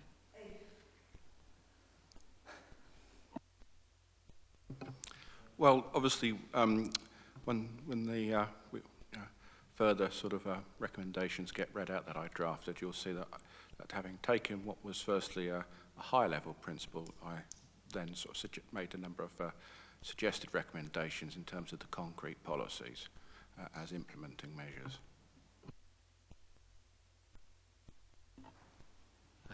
I don't really understand any of that. So all I can say is, if that is a recommendation that we follow the policies that we have because we're unable to go and ask our officers to do something, I don't know how else we can go forward unless someone can tell me in English what I'm supposed to understand. I think Councillor Burton wants to make chip in. Yeah. I'll try. No, I think through you, Mr. Chairman, if I may respond first of all to something that Mr. and I always mispronounce your surname. I'm ever so sorry. Is it Jeans or Janes? Jeans. Thank you, Mr. Jeans. In response to what you were saying, you're quite right. I voted for and wholeheartedly supported that policy. I think it did take us in a direction of taking, as you stated, a more robust approach to certain elements of crime that this committee oversees the enforcement policy for. I totally agree with that. If I may draw the distinction in, I think, what the objective of this proposal is, it is not intended to have a drastic, immediate policy implication, such as the Chief Executive quite rightly points out it would not, because we would have to review those policies. I would draw the comparison to something that full council in Maidstone Borough did fairly recently, like many other councils across the country. This is the crime and disorder equivalent of declaring climate emergency. In policy terms, it actually doesn't deliver something, but it makes a statement about the manner in which this council views the current climate of crime and disorder. Now, I can see a lot of shaking heads around the room, but that, I believe, is the intention behind this. I'm not sure. We're going to get some legal advice, please. I'm sorry to say this, Councillor Pearl, but I would always advise and have advised for many years on all of our policies that we shouldn't use the word zero tolerance, because we're always required to look at the particular circumstances of any given case and make the necessary assessments on the public interest of any particular case. So whilst you may have an aspiration to zero tolerance, it could never be had. Even if everything were prosecuted, it would be passed to your lawyers for the CPS test to be applied, and it wouldn't be applied with zero tolerance. It would be applied in accordance with those rules. And as officers of the court, we couldn't obey any outside policy or principle given to us to be any more than an indication of councillors' views. Well, that's jolly good. And I think, though, that Councillor Burton did explain the high-level nature of this as a statement of intent by the council, as opposed to a concrete statement of policy. And it's not a sort of a purported direction to the council's lawyers to do some sort of course of action. As Councillor Burton said, it is the crime and disorder equivalent of a climate change emergency. Okay. Mrs. Broome. I'm afraid I beg to differ, because you urge that we adopt a principle. And you're urging officers to adopt that principle. And I think we've explained that it's, with all good faith, we wouldn't be able to do what you say, even at the broadest level. Could I ask the question be put, please?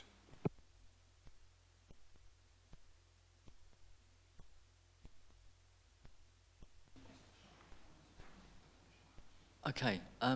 Sorry, I've completely lost my thread now.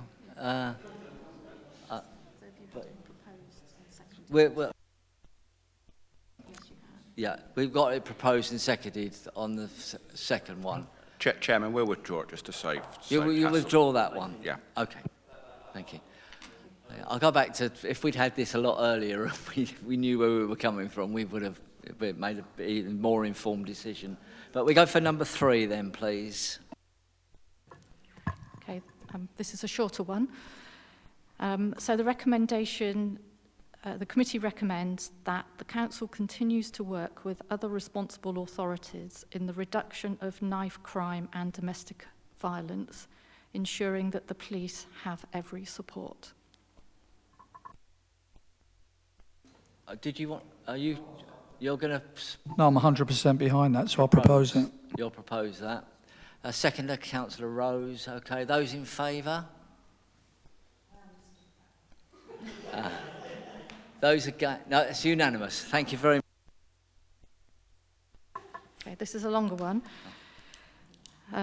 That the committee recommends that a review is undertaken under the auspices of the Licensing Committee into licensing policy and arrangement with respect to late night premises to include enhanced security measures at premises, references to the Safety Advisory Group when considering higher risk acts, and measures to ensure such premises make greater financial contributions to late night policing. That's very good. I can see a hand coming up. I think, Councillor Powell, are you proposing that one? Or did you want to... Yep. So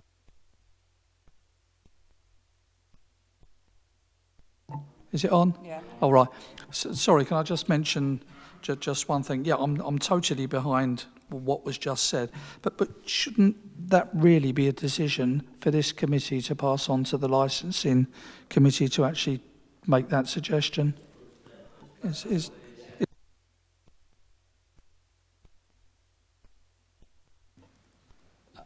Sorry. Just to cover the legal aspect of this, there's a statutory procedure for amendments and reviews of licensing policy, which is totally outside the council's remit. It requires a 5-yearly policy. Our current one runs till 2021. We can review it at any time on an evidence basis, and licensing committee could have a referral asking them to do that. However, the measures that are being sought are mainly such that they wouldn't be items within policy. They would require more to make premises do them. And conditions upon premises and limitations upon premises go within individual premises licenses, and they require reviews or objections to them to do that. So some of the things like enhanced security measures, you don't apply standard conditions to all premises or all premises in an area. They're intended to be individually assessed and as minimal as possible. And so you would deal with that kind of thing as an aspect on a premises review, a premises application, or those types of issue. So your policy is something much higher level than those individual specifications. thank you for confirming that. Councillor Burton, do you want to come in? Thank the legal officer for the advice given, and a question on that particular advice. You said that those security measures, as I understand what you're saying about it, it's a policy decision perhaps higher than we are able at this time to make or to influence. But when you say that those measures are intended to be as minimal as possible in that licensing process, is that a matter of law, or is that, where does that minimal as possible come from? Because I think if we're being really frank, the outline, end goal or intention of such a review perhaps would be to tighten some of that security rather than make it minimal. I understand what you mean. You could ask for, when you set out what operating schedules are put in with new applications and variations, you can say in your policy we would expect to see certain information, that kind of thing. specific requirements, say you wanted every premises to have door supervisors, you couldn't do that in policy. It would have to be on specific applications. The as minimal as possible was sort of my shorthand for every condition that's placed on a licence has to be appropriate to the promotion of the licensing objectives and the intention set out in the statutory guidance that every premises licence is tailored to having the minimum you require to promote the objectives. So if you happen to have a nighttime economy premises that was extremely low risk, that would have few conditions. If you had an extremely high risk one, it might have more, but they would be assessed individually to the premises. In the olden days, before the Licensing Act came into effect in 2005, we had standard conditions that applied according to the type of premises. That was the intention that that would be altered. So a premises no longer has a phone directory's worth of book and is told to follow the blue pages, green pages or orange pages according to what it is. They have one tailored to their premises for their risk, and they put things in their applications. We couldn't take every premises within the town centre and retrospectively fit a condition. It just doesn't work like that. Councillor Pearl. I appreciate that point. Obviously, this is a statement of intent, and the idea is it's a recommendation to a competent committee that would better thrash out this sort of thing, and yes, might well then throw that all back at me, or just simply discard it. As I say, again, it's a recommendation to have a look at these sorts of things, and if the advice between the legal officer and the licensing committee is you can do that, you can't do that, then I would have thought that that's a matter for the licensing committee to chew over and slice up.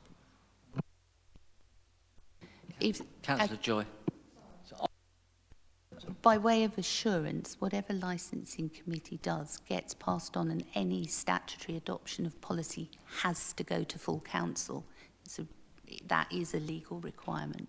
But my suggestion would be that if you left your recommendation as asking licensing committee to consider a review of its policy following the incident of concern, which may include means for better security and leave them to cover what it is, then they could do that.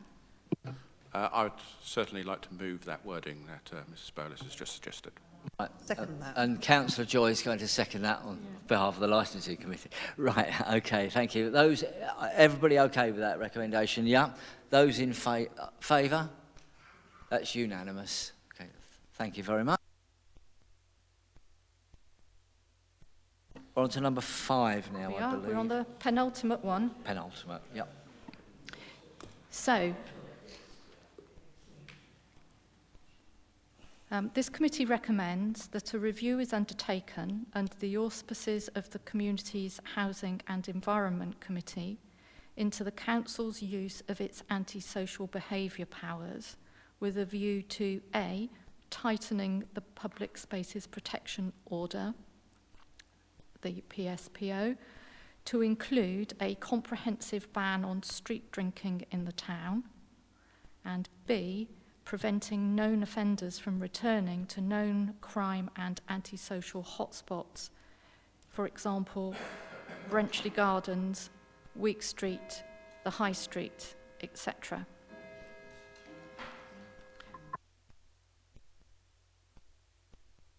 You certainly, yep, advice please. Again, public spaces protection orders have their own statutory requirements for how you vary them. They require an evidence base taken from consultation. There'd have to be a full public consultation.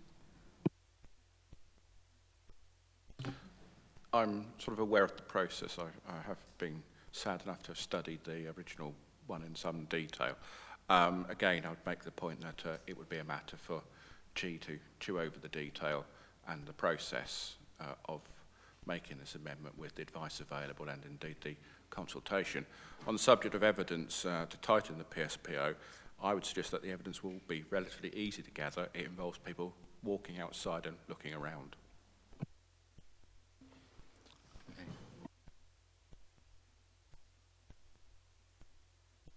Sorry, I've got to...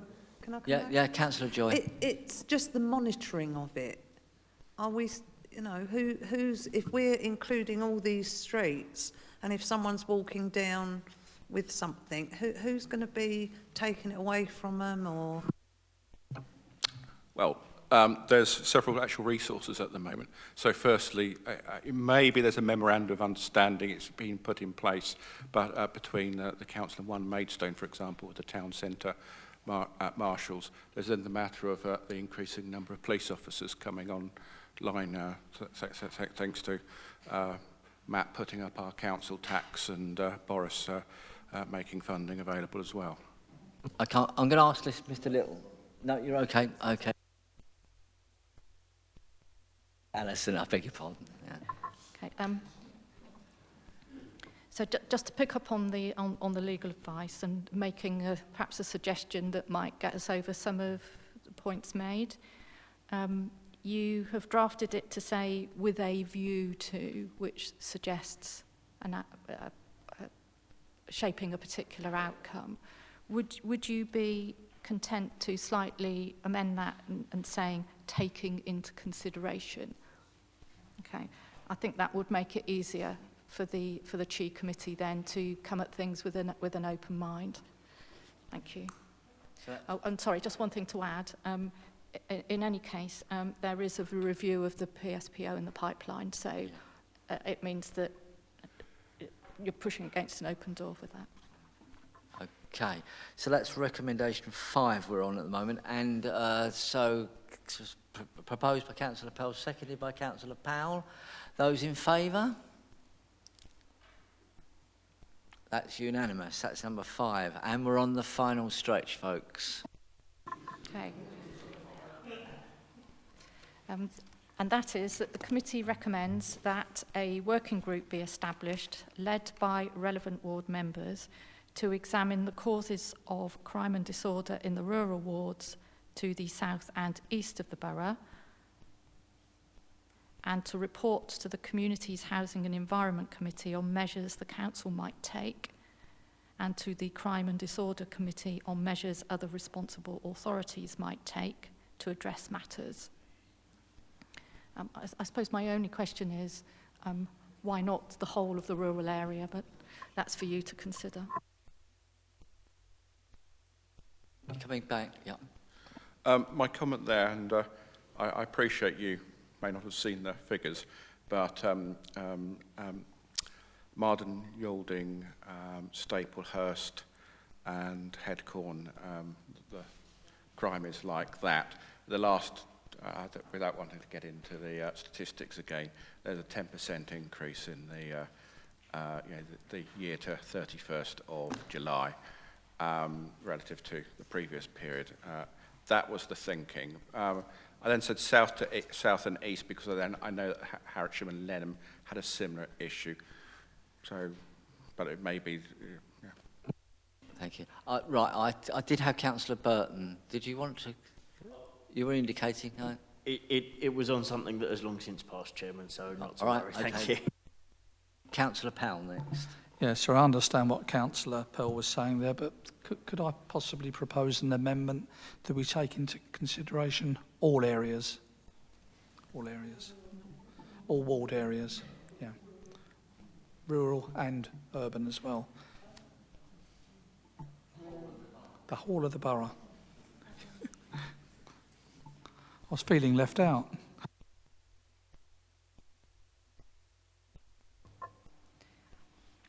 I think we're sort of in danger of drifting into the annual strategic assessment.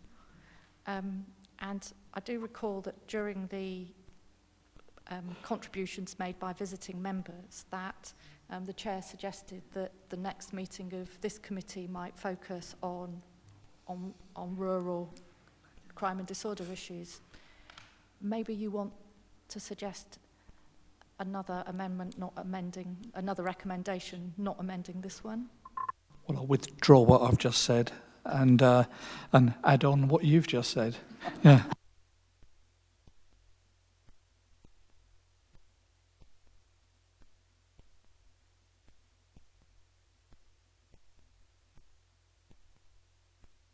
Yes, could we have a proposer for that recommendation? Councillor Pearl. Seconder, Councillor Kimmins. Thank you very much. Those in favour? That's unanimous. Okay, we're there, are we? I believe that Councillor Powell wanted to... Oh, yeah, but yeah. Well, I'm assuming that you want an identical recommendation substituting the area you're interested in, which you'll have to describe, for the rural wards.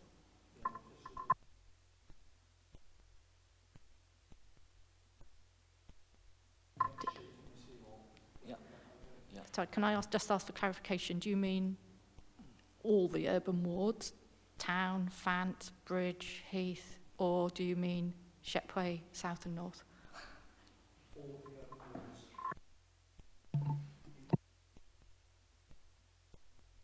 Councillor Burton. If I may interject at this point, Chairman, and address Councillor Powell directly on this issue. As you well know, Dan and I represent an urban ward that has quite high crime statistics, and I totally understand and empathise with the trajectory that you're trying to take and the outcomes that you're seeking. The motion that we've already passed with reference specifically to rural wards was addressing one particular issue that came out in the debate. I do have to say I do find myself agreeing with the advice being given by our Chief Executive here that if we just take the whole borough in two parts, we are repeating a lot of work that's already being done when we have the strategic assessment. So we've taken something to address one particular issue. I totally understand what you're crying for because I feel it too in my ward when I speak to people. But there is a risk of just doing the same lot of work twice. Yes, certainly. I mean, if we've already got the strategic kind of assessment coming up, let's deal with it through that. It's been a long night. Everybody's looking at me, aren't they? Yeah. Okay, good night, everybody. Right. So, we've done the first three. Is everybody happy? Yes? No, nobody else? I've lost... Nobody's got anything more to say? No, thank you very much, everybody. And I'd just like to say all our guests and, I mean, for it's been a long evening, and thank you very much for coming along. And thank you very much, visiting members.